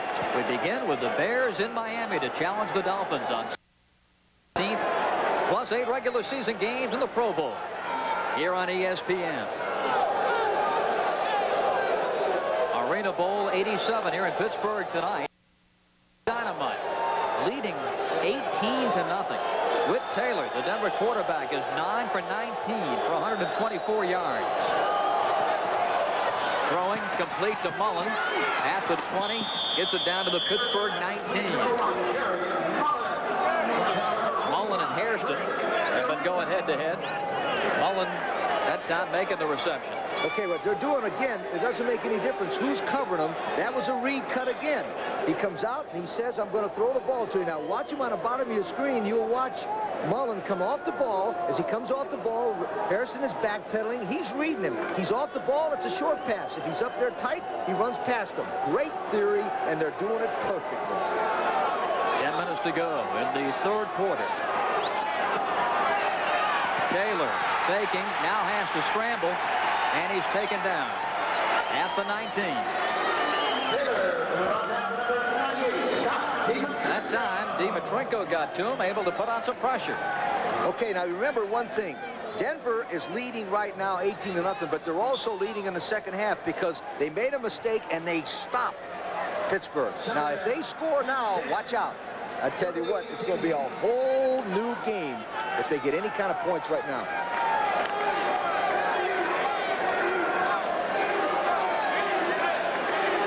It's second down and 10 for Whit Taylor and company. Taylor throwing, and it's incomplete at the 12-yard line. Chris Brewer trying to hang on. Mike Stoops there to run him into the boards. But Mike Stoops did an excellent thing, shows he's well coached from Iowa. As he came across, he stripped the man. Stripping him means if he catches it, you bring your arm hard across his arms and rip him loose, and the ball falls due. That's a great play there by Mike Stoops of stripping the football. You mentioned Lee played at Iowa. His dad was a high school coach, so he's had good training all around. I tried to recruit he and his brother to come to Indiana. They went both to Iowa. Good players and nice people. Third and 10. Taylor, incomplete. The intended receiver, Richard Rogers, number 32. Rogers is a unique player in this league. He was released by Chicago, and Rogers was picked up by Denver. Chicago Brewers let him go 6 foot, 200 pounds from California, and he's been playing very well. I think by picking up Rogers and Forte, I think they've really picked up two excellent football players. It could be the difference in them winning and losing this game. Marco Morales is in to attempt a field goal of 35 yards. He's 0 for 3 in field goals in this game. Denver is 2 for 25 in field goals this season, regular season and playoffs. Taylor able to get it down, but it's off the net, and Pittsburgh covers it for a touchback. The Denver kicking game is still woeful, but the Dynamite still leads. 7:50 to play in the third quarter.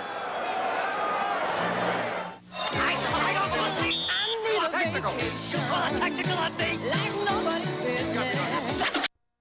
Vacation. I'll show you a just give me those friendly skies. This summer, you need the airline with low fares to more places. The biggest bargain airline in the land, United. I got a vacation. Be cool, boys. And I'm not just flying. Hello, fare. Nice tipping. I'm flying a vacation in the friendly skies. I guess I'm go back to Nashville and sell a little more lumber and get back into the swing of things again. It's been a fun 4 weeks, and I'm really looking forward to doing it again next year. Whit Taylor, the Denver quarterback, he was mentioning the fact that he's working in a lumber company. That's where Timmy Markham called him, said, hey, why don't you come play arena football about 4 weeks ago, and what a job he has done for Denver. In the leadership department, there's nobody better in this league than Whit Taylor. Speaking of passing, the Gladiator passing game has failed them tonight, albeit drop passes. But Pittsburgh is 9 for 28, and Fulmar is 2 for 10. Pressure by the defensive line is the best pass defense in the history of any football. Fulmar throws, and it's complete. John McClellan to the 10 and stretches out to the 11-yard line. 7:25 left to play here in the third quarter. Budweiser keeps the action going so you can enjoy the game. This Bud's for you. Bob Rathman and Lee Corso, Arena Ball 87. Denver leading 18-0. And a penalty flag flies. Some movement in that line, and number 67, Tom Weaver, may have been the guilty party. I can explain it to you what happened. 67 on the offense, 3-yard penalty. Okay, what happened, 67, Tom Weaver from Kentucky State put his hand down, and once an offensive lineman puts his hand down, he cannot move it up and make a false start. That's exactly what happened. That's the first time Joe Herring's been off the bench since the start of the game. I don't think he likes that hockey bench when Tim Markham doesn't have to be in the stands. McClellan in motion. Fulmar throwing. Incomplete for Hairston. Up at the 17-yard line.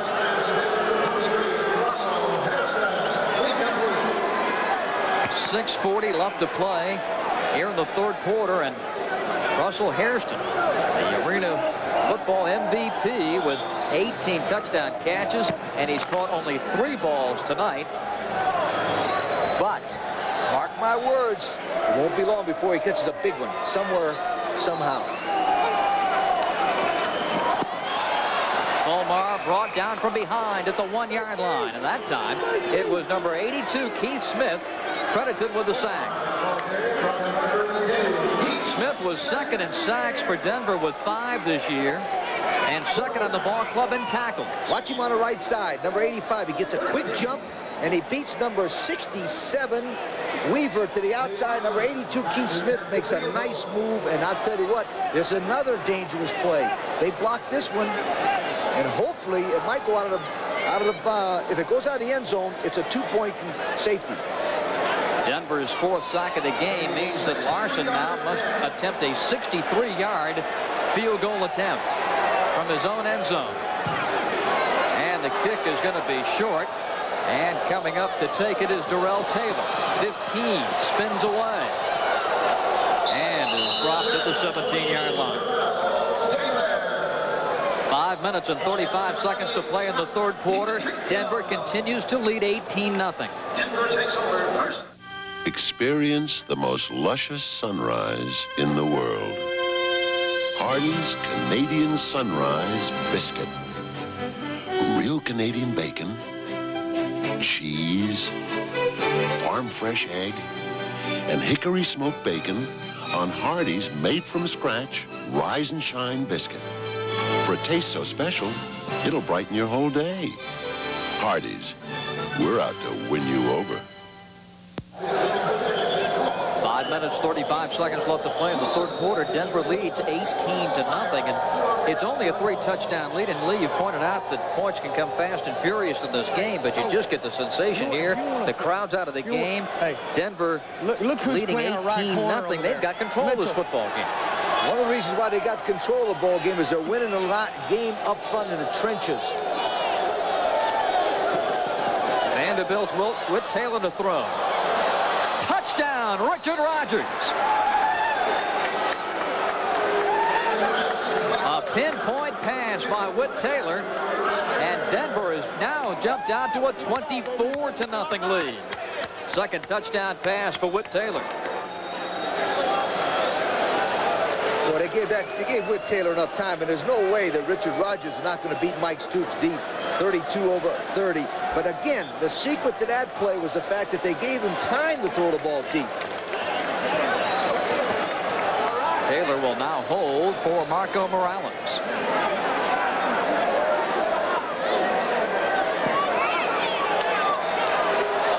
Movement on the line, and penalty flags go down. Pittsburgh so desperately trying to rush in there and charge through the line and block the kick. Defensive encroachment. No, Bill Parkinson. Defensive encroachment. The penalty penalized after the next kickoff. So again, Morales will try the point after.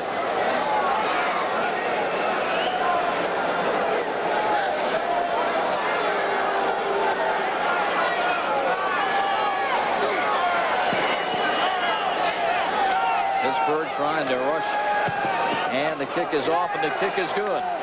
So Marco Morales hits the extra point, and Denver puts on another point to their lead. 25-0 Dynamite. Down through the years, the big games, the special games, always seem to live on in your memory. The excitement of baseball. It doesn't end when the game ends, and neither does your need to know. That's why so many baseball fans read the Sporting News, America's sports authority for over 100 years. The Sporting News gives you complete, in-depth coverage by more than 40 staff writers reporting right from the scene of the action. The teams, the stars, reading, and now you can get in on a great half-price offer. Grab a pencil quick, and here's a friend with all the details. Call now and get 40 issues of the Sporting News for 4 easy payments of $5.45. You'll also get special preview issues at no extra cost. So call now toll-free 1-800-526-5000. That's 1-800-526-5000.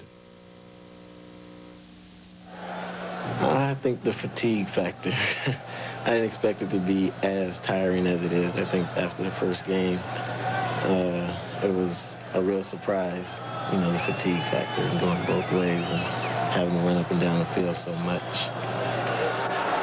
Oh, no fatigue. That last play for Richard Rogers, scoring that touchdown. Well, he's been a great addition to this ball club. He plays both ways very well. Hanging high, and it's going to be Ricky Mitchell to return. And Denver swarming, running Mitchell down at the 6-yard line. Now watch the protection on this play. The linemen make great protection. There's a good block there, a nice hold by 82, and then Taylor throws it deep. Now watch the concentration on Rogers. He looks the ball in his hands. He's got Mike Stute, number 30, twisted around, and you never try to defend a man like that. At another angle, you'll see him on the top of your picture come down. He's got him. He fakes to the outside. Then he breaks to the inside and run right past him. He gave him a little double clutch and ran right past Stoops. Stoops is a great tackler, but I don't know what kind of pass defender is one of those deep ones.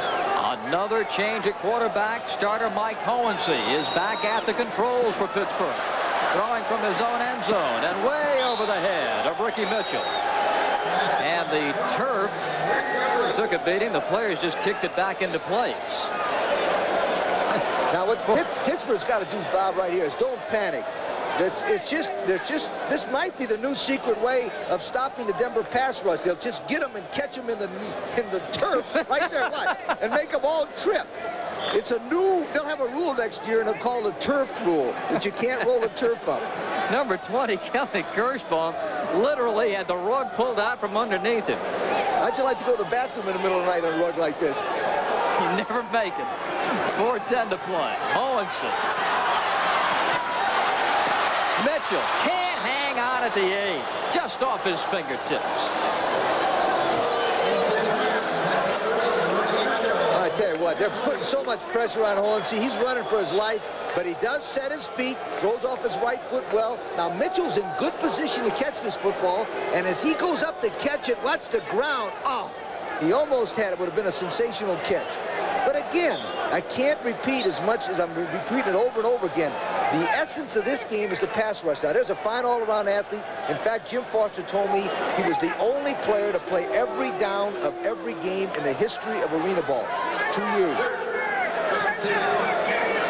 Pittsburgh, they've been blanked. It's 25-0 Denver, and 3rd and 10. And Hohensee, incomplete, and a penalty flag. Gary Mullen trying to plead his case, but it's going to be pass interference. Absolutely. Now, I got Ed Manning a couple of weeks ago for a bad call, but that was a great call. But you know why? Number 1 on defense, 8-yard penalty in the first down. The reason it was a great call is because he's in perfect position being that 4th man back. Now watch, he's on the top of the screen. You watch the receiver come across. On the top of your picture, you see Ed Manning, the official, watching it. See him, watch him come to the top of your screen. What a great play by the official. Isn't that something? Positioning is 90% of the official's No game. question. 3 minutes to play in the 3rd quarter. Pittsburgh now with a new series. It's 1st and 10. Hohensee to the near side and Hairston. And he's out of bounds at the 21. Lee, here's the stat about Pittsburgh. In the regular season, they played 24 quarters. They were shut out in only 2.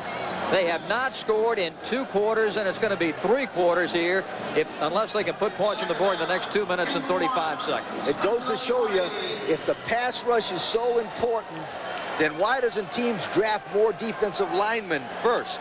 You know why? Because the crowd boos if you take defensive linemen, but they win the games, not the quarterbacks. Owenson to Hairston.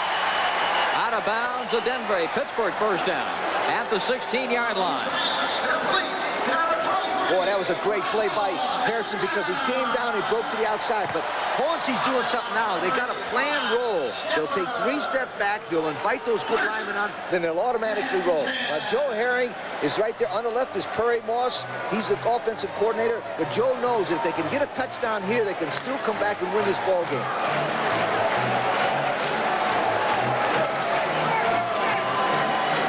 Time winding down in the third quarter. Owensy throws, and it's going to be complete at the 9-yard line. Shy of a first down, and making the grab, Jim Rafferty.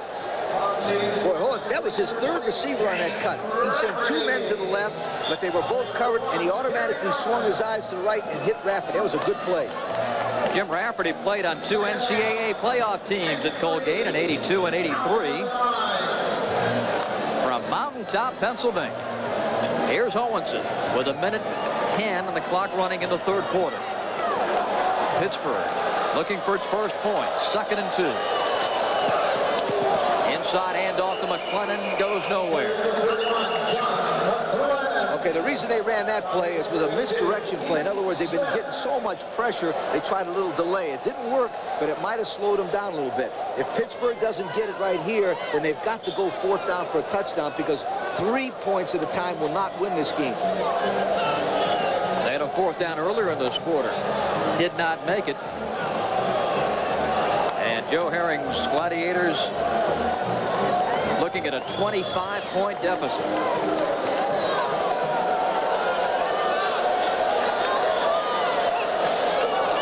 Owenson look out from behind and a sack. Number 60 out of West Virginia, Chuck Harris. Dex Owenson back at the 17-yard line. Chuck Harris comes from the left. As you watch, he runs on the right. Number 68. 68. Yates made a busted assignment. He blocked to his left. He was supposed to block number 60. Chuck Harris from the right. And you've got to be kidding me. But he's going to go for it because he cannot try to win with a field goal.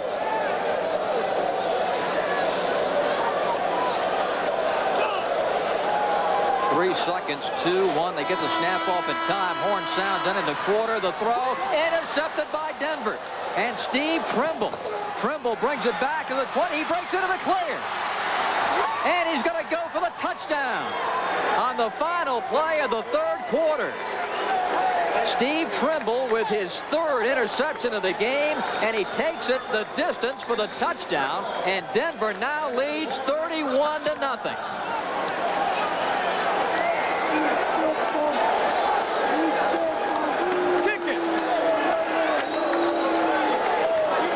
He gets a little pressure. He's rushed. He throws it. But watch Trimble reach up and grab it at tight. Great play. Now, as he's running, I want you to watch what we call a double clutch. He'll start out nice and slow, and then he'll find the open area, and then he puts on a burst of speed right here. Wow! See that? He ran to the open. He slowed him up, made them slow up, and Federico, number 45, dove at him, but it was all gone. The kid from Maryland, 5'11", 190 pounds. Woo! What a great play. Marco Morales to kick the extra point. And the kick is good. So the final play of the third quarter is a touchdown and an interception by Steve Trimble, and it's all Denver. Denver, 32. Working hard can really take it out of you. So I look for something to put it back.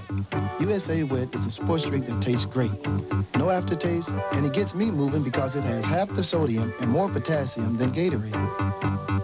USA Wet, the hard-working sports drink with half the sodium. Now in 3 delicious flavors. It's hard-working refreshment.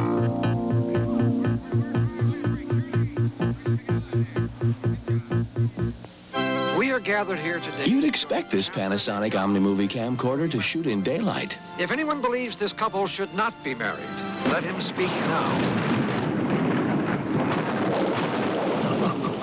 You might expect this Panasonic camcorder to shoot in room light. Let him speak now. But what you don't expect is that it can shoot by the light of one candle, and it's VHS. Let him speak now. Camcorders that do the unexpected make Panasonic just slightly ahead of our time. Well, there ain't nothing better than a bigger burger. Some fast food places will do anything to sell you a meal. Try our new family-sized fries. Anything. There's a luau in every bite.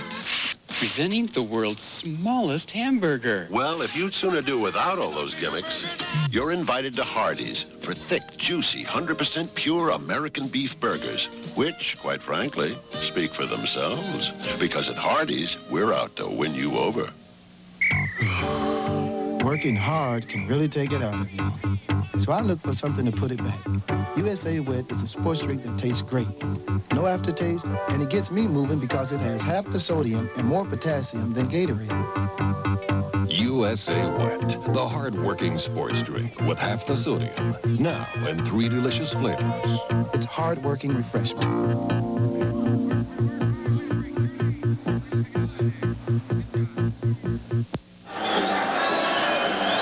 Quarters in the books here in Arena Bowl 87, and the Gladiator handing out some souvenirs to the fans. A couple of them are being returned to the playing field. And that guy's got a pretty good arm. Let me tell you what, that's the most completions that Pittsburgh's had all night by the Gladiator. And that girl, Judy Staples, is the production manager. She was handing them the balls. 32-0 Denver as we start the fourth quarter with the Dynamite kicking off. Well, Bob, it's going to take a miracle.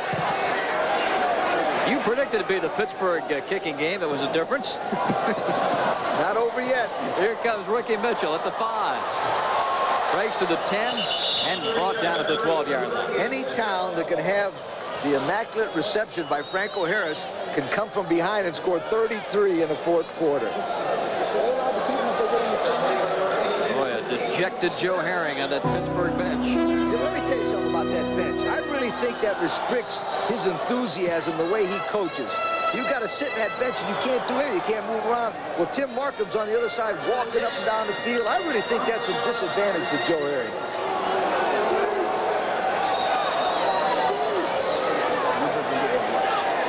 Pittsburgh has it 1st and 10 from their own 12-yard line. Mike Owensy in at quarterback, has some time, now gets rid of it, and it's incomplete. He had John McClellan wide open. 65, John Harris, 82, Keith Smith, 260 and 250 pounds, took the whole offensive line and put him right in Mike Owensy's face. That was amazing. And that's why he had to scramble and he had to try to hit McClellan.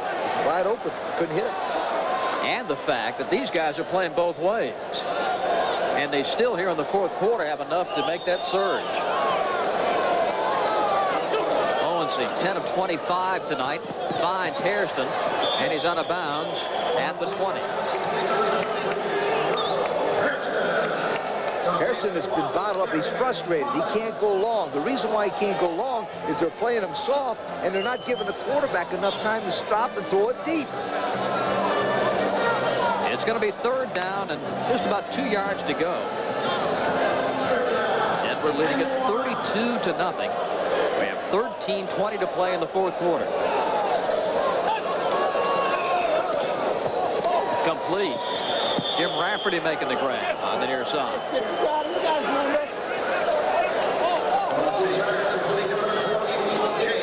Jim Rafferty played both offensive and defensive Colgate. He was a split end and also a defensive back.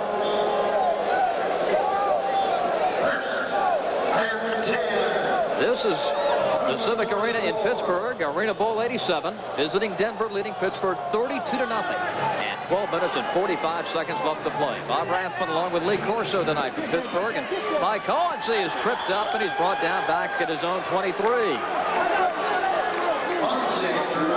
John Norris, number 65, got back there to break up the play. I tell you, John Norris got the play, but let me tell you something. Keith Smith went around Willis Yates like Yates was standing in concrete. He went around him so quick, and he forced him up the middle. That's what they're doing. They're coming from the outside, forcing Owensy up the middle, and then sticking him as he gets moving forward. Owensy throws, complete to Rafferty. And he's into the boards. But now they say stepped out of bounds, back up at the 18. That is not enough for a first down. It's going to be 3rd and 5. Denver's doing something real good. They'll take it now. That time they took 82 Smith out and brought number 60 Chuck Harris. They're alternating their defense. Getting a good pass rush. Tim Markham is the defensive coach that's come up with a great and brilliant game plan. Owensy fumbles the snap and goes down at the 21. That is one thing I believe the coaches have worked on over the course of this preview season, and that is the fact that they have to teach their defensive players to play more than one position and rotate them not only in and out of the game, but also rotate them in positions defensively. It's going to be complete. And Rafferty moves the football down to the 11-yard line, and that's going to be enough for a Pittsburgh first down. Wasn't that an interesting piece of strategy? They line up on the ball. You see that? Now that Denver can't alternate their players in and out. So this is what they're going, what they call the 2-minute drill is no huddle. Just come up and throw the ball up and down the field. Owensy looking, throwing. It's complete for a touchdown to Russell Hairston. The drought is over, and Pittsburgh is on the board.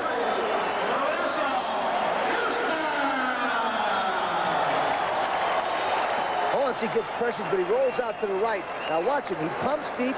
He's got good vision to see Harrison coming. Harrison beats Mullen, number 1, across the middle and catches the ball in for a touchdown. Now, it's not over. I know you say it's 32-6, but this game, the offense can't sit on the ball and use the clock. That's why the game's not over yet. Russell Hairston's initial touchdown reception in this championship game. Now the Gladiators going for 2. Owensy looking, still looking. Now he's got his man. A penalty flag goes down. Rafferty makes the catch for the 2-point conversion, but there was a penalty flag thrown. Referee Bill Parkinson. Pass interference, defense number 1. Point is good, 2 points. The interference was on Gary Mullen. The play stands. 2-point conversion for Pittsburgh.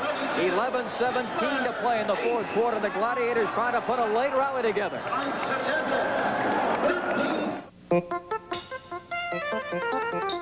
In this reconstituted, freeze-dried, pre-mixed world of ours, it's hard to find a breakfast that's totally made from scratch. Syrup on that? Well, at Hardee's, our biscuits are made just that way, with no shortcuts like some other guys use. But then that's probably why they taste so good, and why at Hardee's we can truly say we're out to win you over. Finally, the Pittsburgh fans have something to cheer about. Russell Harrison with a touchdown catch. And 11-17 to play in the game. Denver 32 and Pittsburgh 8. The deep man for Denver, 42, Darrell Taylor. Getting ready to take the Lee Larson kick. Denver sneaking up a few players toward the line.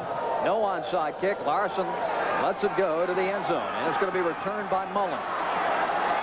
15. Mullen looking for a hole and finally goes down at the 18-yard line. The first championship in arena football draws 13,232 to the Civic Arena in Pittsburgh. And Lee, there's no denying that the fans have come to really enjoy the excitement in the arena for this new football game. They're loving the game. Now, here's how Pittsburgh can win the ball game. They're going to get the ball 4 more times. They've got to score 4 touchdowns in a row, and they can't allow another point. Here's a pitch. Prather gets away, and he's out of bounds at the 20-yard line. Keep in mind, in the 4th quarter, until that 1-minute warning, the clock does not stop on out-of-bounds play. That's the difference in indoor football. If it was outdoor football right now, they'd line up in a Woody Hayes T formation and run the ball conservatively and use the clock. But they can't do it here. But they can still win the game, Pittsburgh, if they can come up with a big play on defense. 10 minutes and 20 seconds remaining in the 4th quarter, and that clock is running. 32-8, Denver leads. And And the Dynamite with it. Whip Taylor throwing, and it is complete to Gary Mullen at the 6-yard line. Oh, what a grab by Mullen. He was flat on his back. Rock Richmond was defending, but now Denver's got it 1st and goal, and they're going to mark Mullen at the 7-yard line as he hits the 100-yard mark in receiving yardage. He's had 11 touchdowns this year, and I tell you, he's really playing well both ways. It's a perfect example of the two-way player tonight. Taylor to Mullen have been dynamite. Handoff. Chris Brewer wiggles his way to the 6. You might ask, why did Denver run that ball? Why didn't they just keep throwing it, maybe get another touchdown? They run it, they keep that defensive line on. He's a good runner. He's averaged 4.7 this year, and he's a first-team all-league player. Brewer was 4th in the league in rushing. He was 7th in the league in scoring with 6 touchdowns.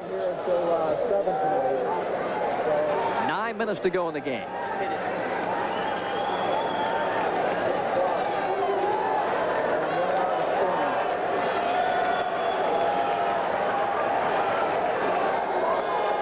Trimble comes in motion. Taylor throwing to the end zone, and he finds Gary Mullen for the touchdown. And Mullen fires the football into the seats as Denver now takes a 30-point lead at 38-8.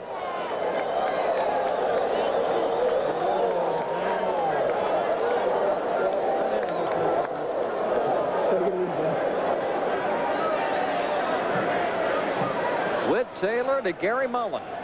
That combination league clicks again. You can't say enough about the pass protection again because they gave him enough time, and there's nobody in the league that can stop Gary Mullen. Rock Richmond's a good player, but he's not that good. The kick by Marco Morales is good. And with 8:47 to play in the 4th quarter, Denver leads Pittsburgh 39-8. Working hard can really take it out of you. So I look for something to put it back. USA Wet is a sports drink that tastes great. No aftertaste, and it gets me moving because it has half the sodium and more potassium than Gatorade. USA Wet, the hard-working sports drink with half the sodium. Now in 3 delicious flavors. It's hard-working refreshment.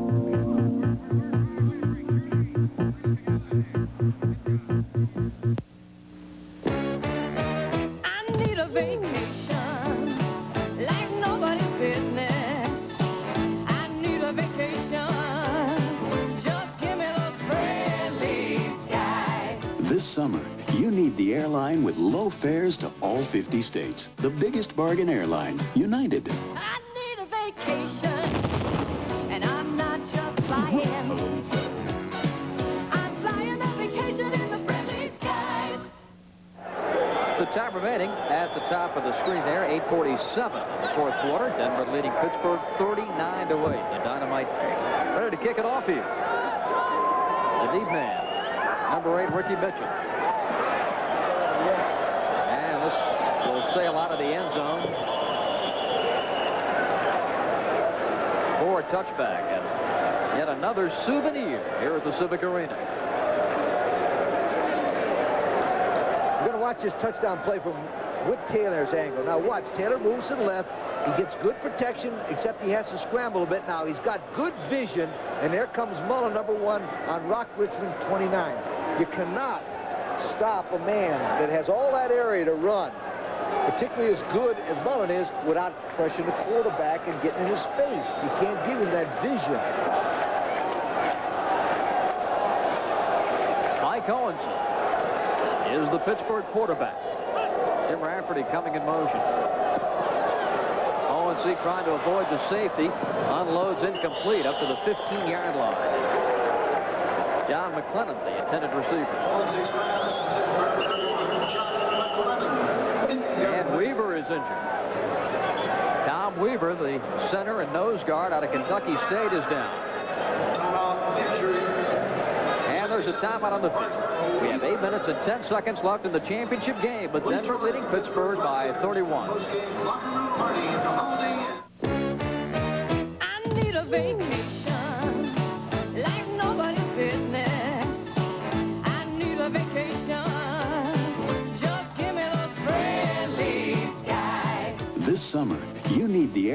with low fares to all 50 states. The biggest bargain airline, United. I need a vacation, and I'm not just flying.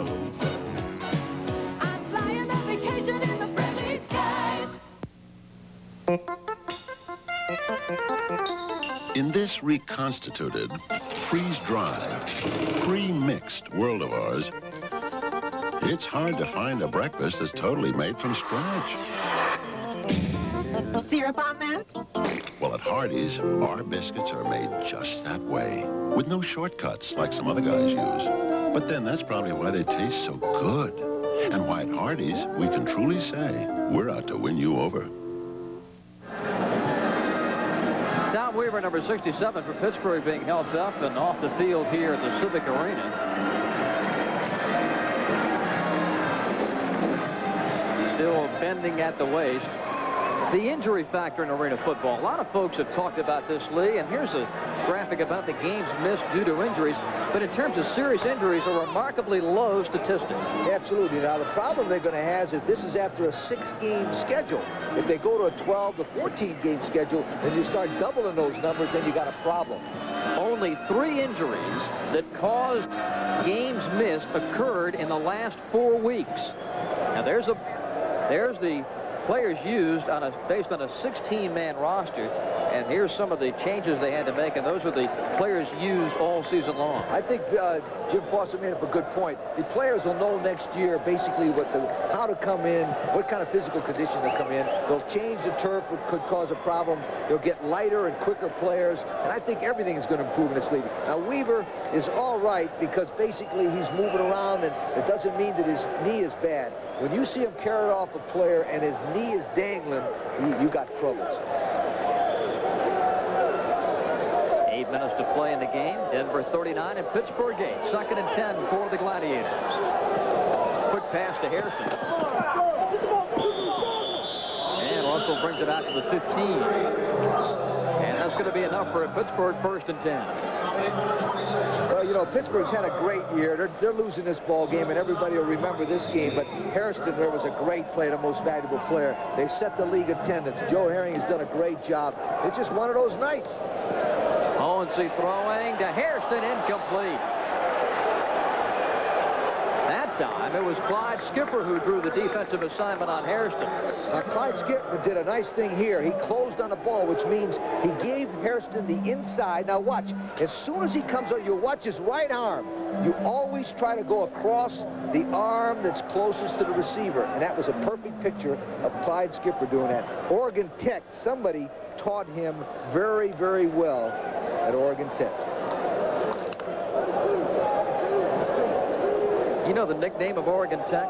No. The Hustling Owls. No comment. Here's a long pass. It's incomplete. I'm surprised you didn't try to schedule them when you were at Indiana.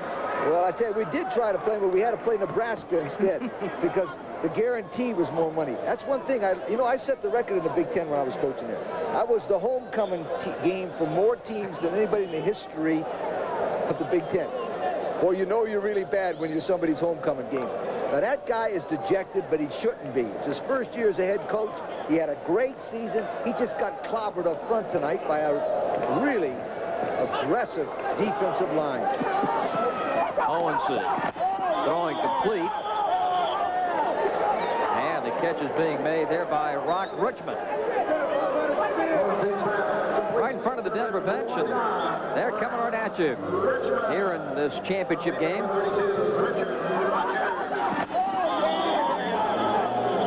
Strong hit by 32, Richard Rogers. Owensy throwing. Richmond, and he's out of bounds at the 17. The clock continues to run. We have 5:45 left in the game.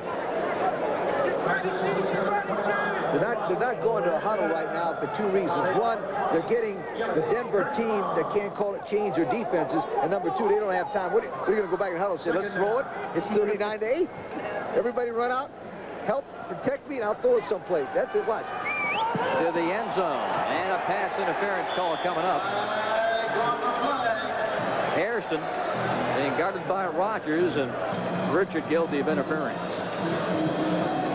Illegal check. number 32 on the defense.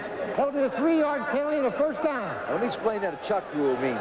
Chuck means that the defensive man can hit him one time, but he cannot hit him with the inside of 5 yards. After 5 yards, you can't hit him. Now, there's a perfect example. Watch. He lets him come down, Rogers does. Bottom of the frame there. Now he'll hit him right there. Boom. That's a Chuck. He's got to do that inside of 5 yards from line of scrimmage to be legal. And he was 7 yards off of him when the play began. Here's Hohensee once again. Throws incomplete. And was over the line of scrimmage when he released the football, and a penalty flag goes down. Well, that's tough. That's tough because basically when you're rushed and all those guys are after you, you have no idea, and you're just trying to save yourself.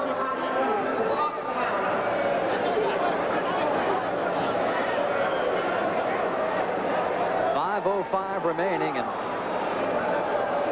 as you mentioned, Lee, it's going to be a long time before Mike Hohensee, Brendan Fulmar, and the Gladiators can get this game out of their minds. Well, the bad thing about it is the last game of the year, there's no next week. Exactly. You know, and nobody ever remembers who lost the Super Bowl or the Arena Bowl. They only remember the winner.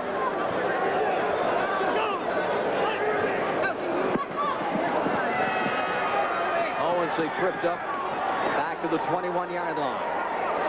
It'll be third down. Well, let me say something about 82 Keith Smith, 65 John Harris, 60 Chuck Harris, 50 Pat Kane, 92 Phil Forte. They won this game. Not Taylor and Mullen. Those defensive linemen beat that man because they have absolutely destroyed the offensive line of the Pittsburgh Gladiators. And they dominated the game right from the opening kickoff. Pittsburgh was never in this game. Owens dropping the ball, and now it's going to be fourth down. You know, you'll say, well, why did he fumble the ball all week? Coach Harry and those guys, they're good coaches. And Coach Markham there has got a great defensive plan.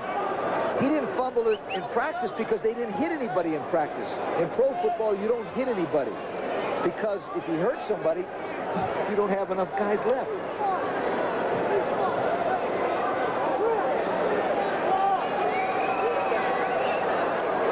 Fourth down. Hohensee can't get away, and that's been the story of the game. Keith Smith that time with a sack, and Denver's going to get the football at the Pittsburgh 19. I just voted for the most valuable player in the game. I put down the defensive line of Denver. A good choice. Now remember another 8 sacks. Remember one thing. Denver got a lot of points scored on him in one game, and Tim Markham took the pressure by saying that he was responsible for the defense. Well, we ought to say something right now that Tim Markham is responsible now for the Denver defense that's got Pittsburgh only with 8 points. That man right there deserves a lot of credit.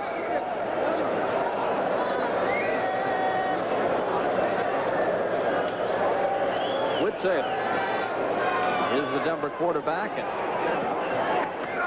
he's thrown to the end zone, and Mullen is wide open. Touchdown, Denver. Gary Mullen catching his third touchdown pass of the game, and Denver now leads 45-8. You might say, well, that's rubbing them in. Well, I tell you what, they can't run it because they don't have any runs, and they got to throw it, and the guy's wide open, so you might as well throw it for a touchdown. Unbelievable. Gary Mullen has been sensational tonight. 9 catches, 125 yards, and 3 touchdowns for that young man out of West Virginia.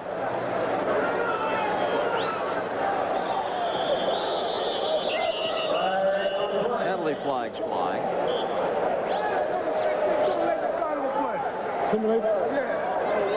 False start on the offense. 3-yard penalty.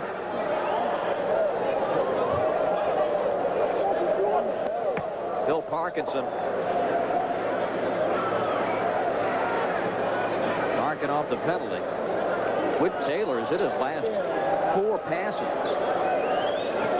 And again, Tom Weaver headed to the Pittsburgh locker room with 3:10 to play.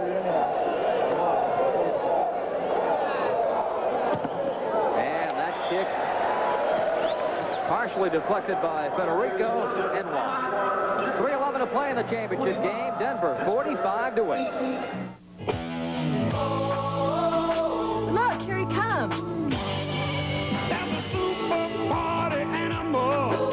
His name is Buzz McKenzie. Buzz McKenzie. A real hot night and a cold Bud Light puts me in a party frenzy. He's Buzz McKenzie, Bud Light's original party animal. That's Buzz. He is the party. The Ghost Boys go.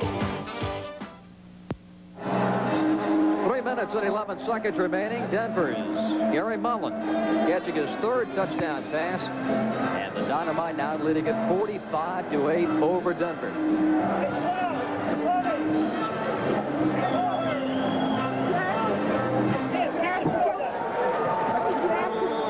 Marco Morales getting set to kick it off here for the Dynamite. And Lee, when you consider all the facets of arena football as the kickoff sails out of bounds, as you consider all the facets of what Jim Foster tried to do to put this league together, you have to say that this, in just about any way you look at it, has been a pretty good success for the first year out of the chute. You got to remember, though, it's the first year. The United States Football League started off fast. The second year, they got even better. And all of a sudden, they made some movements management-wise, and they got a little greedy, and they forgot they were in the entertainment business, and they went down the tubes. The gentleman has got to be careful that he doesn't fall into that same trap. The most valuable player in tonight's Arena Bowl, 87, is Gary Mullen, and you'll get to see him catch a Whit Taylor pass for a touchdown here. Number 1 out of West Virginia, and he's number 1 here tonight. The MVP from Hardee's, Gary Mullen of Denver. Here's a pass to the near side, and making the grab, Rock Richmond.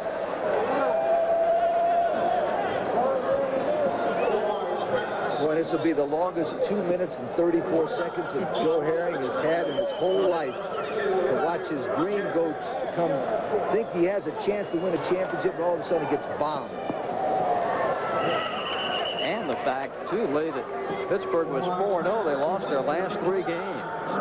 You know what? There's an interesting statistic on that. Pittsburgh has not won a ball game. And Pittsburgh has not won a ball game since they clinched the title. There's Steve Trimble, the Iron Man, USA wet Iron Man for this game. Trimble had 3 interceptions. He returned 1 for a touchdown. Omar throws incomplete at the 7. Powell is there. Mike Powell from Weber State, incomplete, and Trimble there to defend. Minute 40. Clock continues to run until the 1-minute warning. Yo, making the balls, man. Coming up immediately following our telecast here from Pittsburgh, Tim Brando and Gail Gardner standing by to bring you up to date. ESPN Sports Center. And we'll bring you up to date on that Tyson-Tucker heavyweight battle in Las Vegas.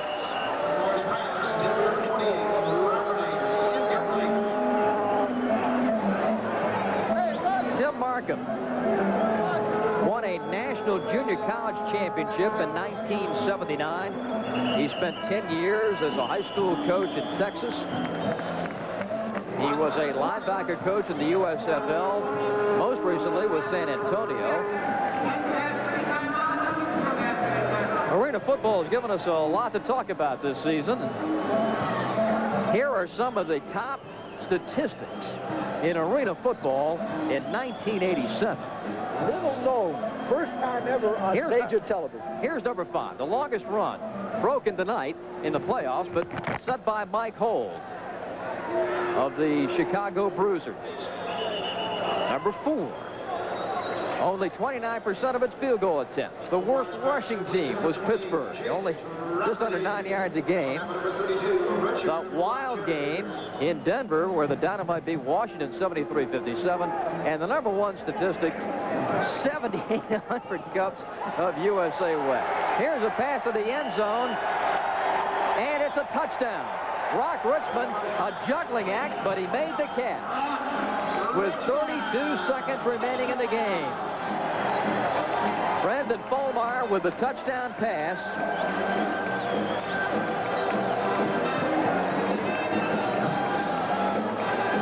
Richmond making the grab to make it a 45-14 game.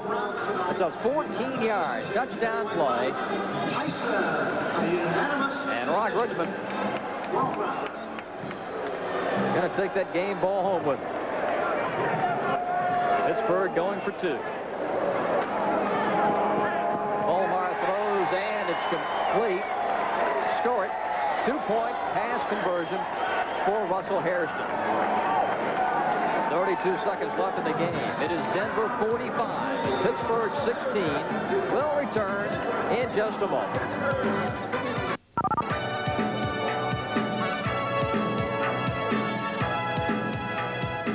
Oldsmobile. Step back. I step back. Is a step up. You step up. Live, the Friday night car fights. Son Rocky has Dad in a hot date on twist. Daughter Missy has Dad in a pep rally knee drop, and Mom's got the shopping center leg lock. Dad tells the ref he's ready to step back. A step back from the cost of a new car is a step up to a dependable used car at Royal Oldsmobile. So step up. You step up. Used car. Royal Oldsmobile. Coming this fall to ESPN. The best of the NFL. From preseason contests to 8 Sunday night clashes and the season finale Pro Bowl, you'll see it all live on ESPN. From start to finish this year, pro football duels here on the exclusive cable home of the NFL, ESPN.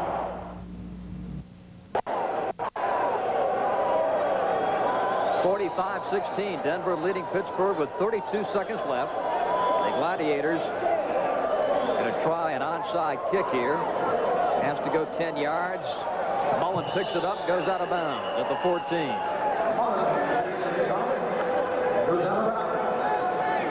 Well, the Denver Dynamite is 31 seconds away from enjoying this championship officially. Number 20, Kelly Kirschbaum. He looks like a man on a mission. He's got his cups of USA wet. And in the finest tradition of Harry Carson and Jim Burt, we'll have to keep an eye on Kelly Kirschbaum. 31 seconds left. 45-16 Denver. Into the ball game for Denver, number 2, John Forcade. And that will be the final play, I do believe. The clock winding down to 16 seconds. Denver need not snap it again. This game is in the history books. The first Arena Bowl championship game goes to Tim Markham's Denver Dynamite. And they got Markham with the USA wet. And Denver officially caps the victory. It's all over in Pittsburgh at the Civic Arena. And the Denver Dynamite winning over Pittsburgh, the final score, 45-16. We'll be back with the presentation of the championship trophy, the Hardee's Cup, when we return after this. Working hard can really take it out of you. So I look for something to put it back. USA Wet is a sports drink that tastes great. No aftertaste, and it gets me moving because it has half the sodium and more potassium than Gatorade. USA Wet, the hard-working sports drink with half the sodium. Now in 3 delicious flavors. It's hard-working refreshment.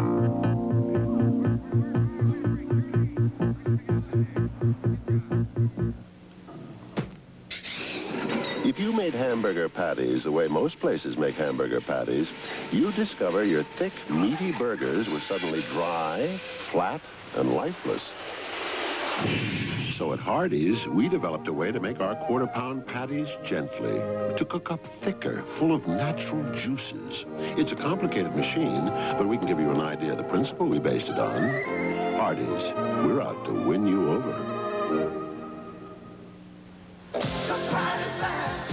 Plymouth Voyager gives America a powerful new reason why the Pride is back. Front-wheel drive V6 power, fuel-injected power. Power to climb, to pass, to carry, to move you. And quality backed by a new 7-year or 70,000-mile protection plan. Plymouth Voyager V6. The Pride is back, born in America.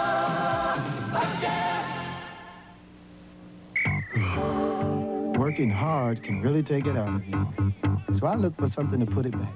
USA Wet is a sports drink that tastes great. No aftertaste, and it gets me moving because it has half the sodium and more potassium than Gatorade. USA Wet, the hard-working sports drink with half the sodium. Now in 3 delicious flavors. It's hard-working refreshment.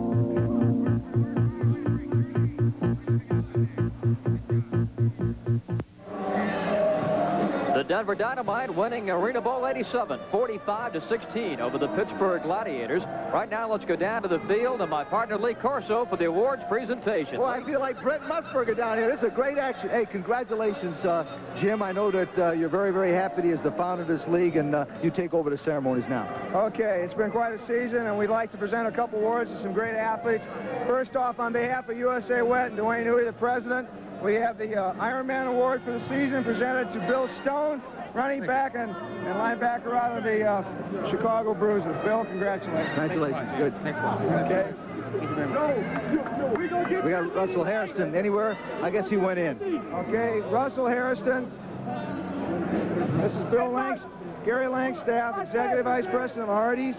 Gary has first award to present to Russell Harrison, who I think went to the locker room. MVP of the Year award to Russell Harrison for a very, very fine season. Okay, we can understand that. Next. And now we can bring the coach of the Denver Dynamite in. Gary has a presentation along with me. This is the Hardys Cup, presented by Gary Langstaff. Looks like it got dropped. Everything happens wrong the first 2 times, doesn't it? But it is the Hardys Cup presented to the head coach down at the Denver Dynamite. On behalf of all the Hardys, congratulations. Over here. Congratulations. We appreciate your support. Thank you. Thank you. Thank you very much. Appreciate it. On behalf of all these guys back here, thank everybody. We appreciate it. Congratulations, Jim. Jim, everybody else. Now back up to Bob. The first arena. See you next year in Honolulu, Hawaii. Okay, Lee, final score, Denver 45 and Pittsburgh 16. ESPN's coverage of the Arena Football Championship game from the Civic Arena here in Pittsburgh, Pennsylvania. It's been brought to you by Hardee's. We're out to win you over. By USA Wet, the sports drink with less sodium and more potassium. It's hard-working refreshment. By Wilson Sporting Goods Company, where there's a Will, there's Wilson. And by Bud Light, the light beer with the first name and taste. Everything else is just a light. Gary Mullen catches 3 touchdown passes. He's the MVP as Denver defeats Pittsburgh 45-16. They win the championship on the road in Arena Bowl 87. Our thanks go to league president, founder Jim Foster, and all our crew from ESPN as we bring you the championship here tonight from the Civic Arena. And for Lee Corso, this is Bob Rathman from Pittsburgh saying so long, everybody.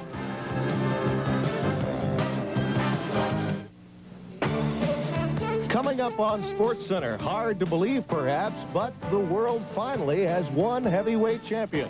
We'll have a live report on Tucker and Tyson from Las Vegas. The Yankees and Tigers match power this afternoon in the Bronx. We'll have that and all other baseball action. And the Arena World has but one football champion, as the first Arena Bowl title game is in the books. That and more coming up next on SportsCenter.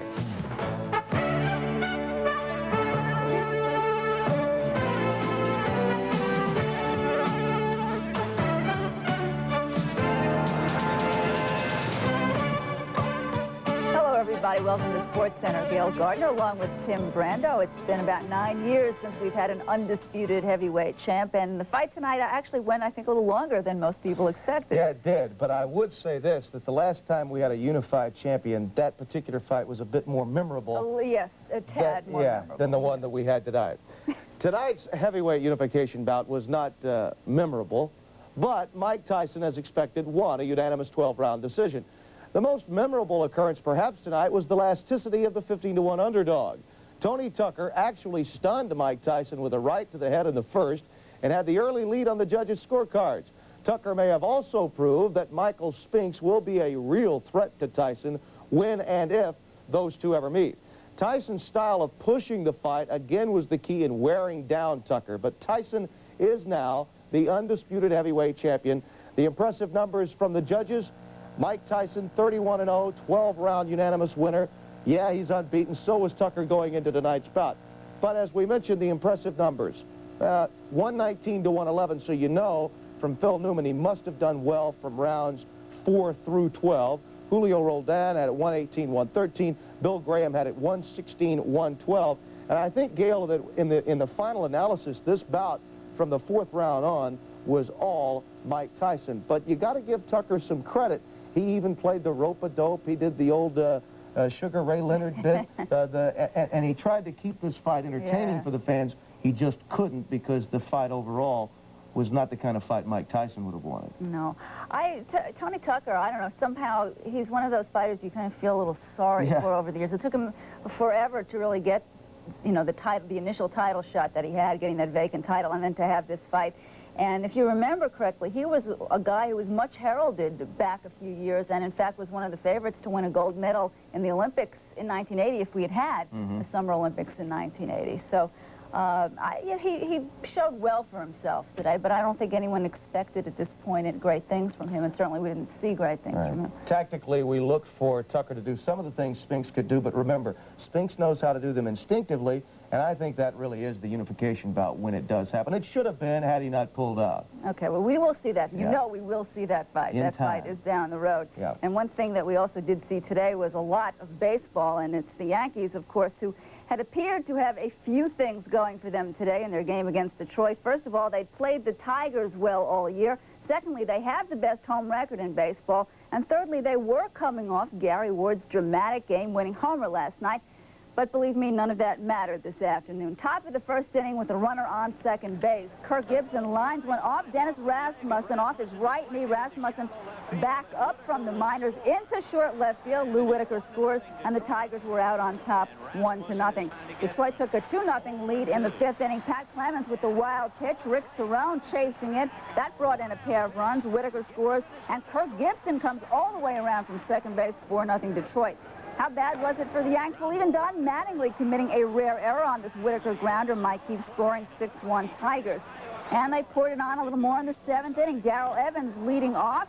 Blast a Charlie Hudson pitch into the upper deck in right field. Evans' 22nd homer. Chet Lemon followed with another monstrous blast, and it was 10-1 Detroit. Following the 2 homers, Mike Heath is the batter, and Hudson a little inside on Heath.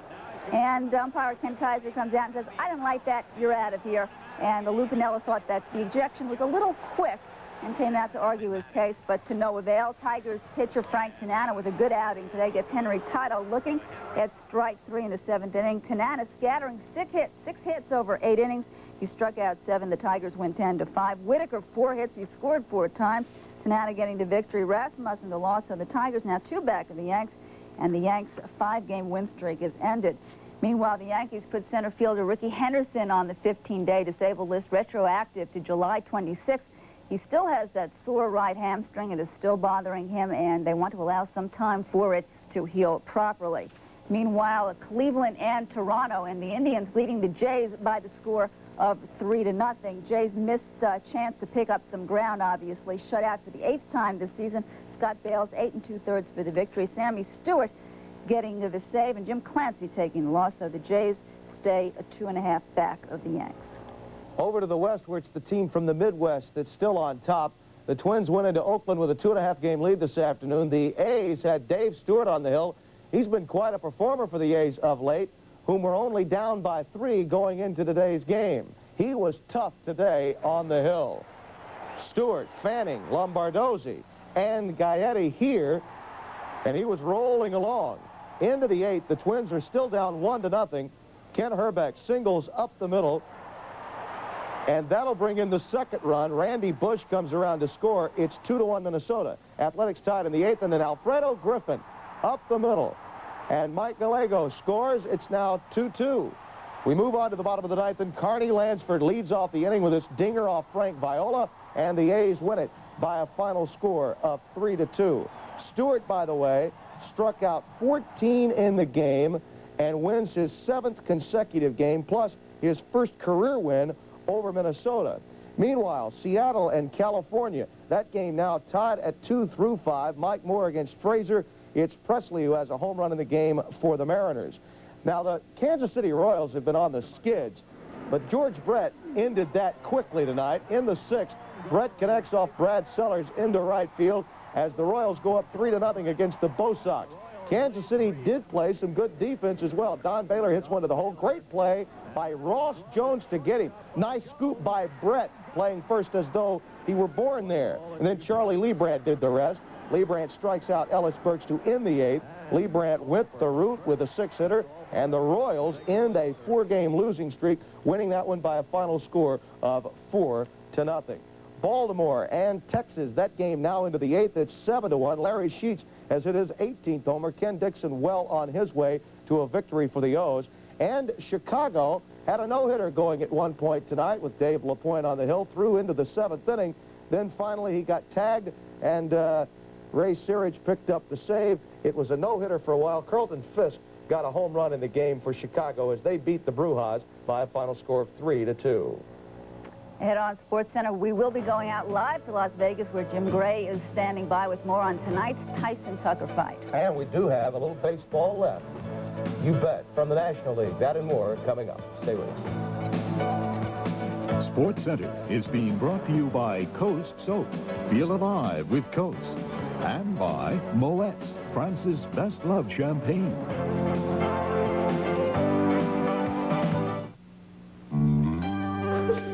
Do I have to be a mom today?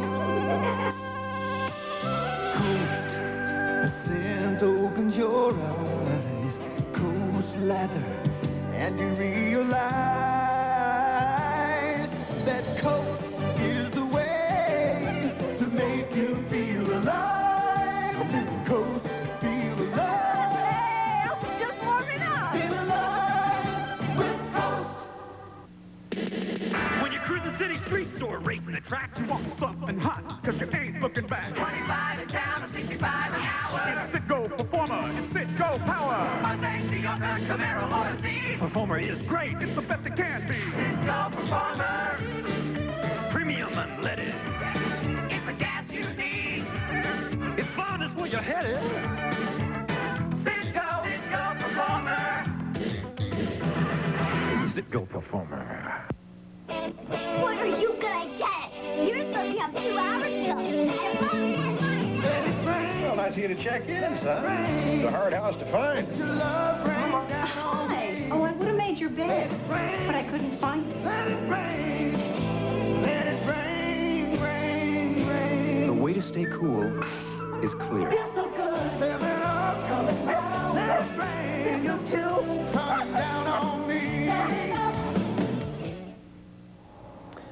In case you missed our top story, let us again repeat it. We do have one world champion in the heavyweight classification. He is Mike Tyson, winning a unanimous decision over Tony Tucker. He is now 31-0, but as we mentioned, it was not one of the more memorable heavyweight championship fights in the history of the sport. It certainly was not. Tucker, of course, a big underdog in this fight. In fact, the odds had been pretty good that Tyson would finish him off within 5 rounds, but that was not the case tonight. Let's go live now to Jim Gray, where he's standing by with a very special guest. Jim, hi.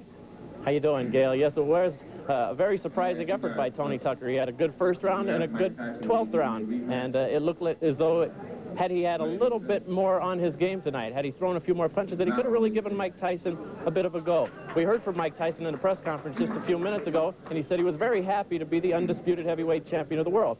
But Larry Holmes, who is our special guest right now, and the former heavyweight champion of the world, he seemed frustrated. He did not appear to be a happy man for winning a fight.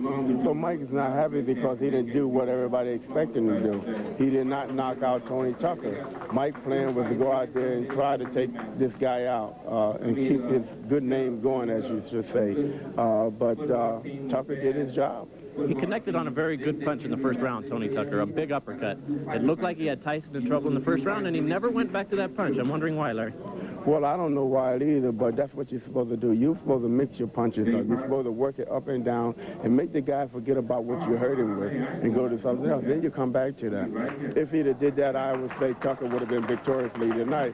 But because he didn't do that, this is the outcome. This is why Mike Tyson is undisputed heavyweight champion. Mike Tyson appeared to have trouble tonight, Larry, also putting together a combination. He'd hit him with one good punch and then refused to follow up inside. Mike Tyson has shown in the last 3 fights that he's not a very good inside fighter. Well, Tucker is a boxer. He's on the outside. He did lateral movement, but there's some things he should have put together. He should have kept that jab and that right hand together, but he didn't do that. So he allowed Mike Tyson to get in there once in a while, occasionally, but Mike Tyson don't have everything that people think he has. I said it before, I predicted it, and this is one of the reasons why Jim Jacobs and these guys are staying away from Larry Holmes, because they know, even at my age, at 37 years old, that I'm still capable of doing the things that I used to do. And everybody knows that I went out of this game unbeaten by Michael Spinks. So whatever they want to do, we let them do it. You were having some conversations with John Giovenco, the president of the Hilton Hotel. You're trying to put something together, but I want to ask you, sitting in the stands, you and Michael Spinks tonight, Michael Spinks on the top row, you in about the third row, do you get encouraged by what you've seen in Mike Tyson, and do you think Michael Spinks should be encouraged? Well, Michael Spinks might want to be encouraged because he's a fighter as of now. I'm not a fighter right now. I'm retired, and only way I can be encouraged if they made me a serious offer, and came out and said that we got to fight. But right now, I'm not encouraged with anything. I'm just a bystander. I'm here on the side and a fan or whatever you want to say, and I'm just watching the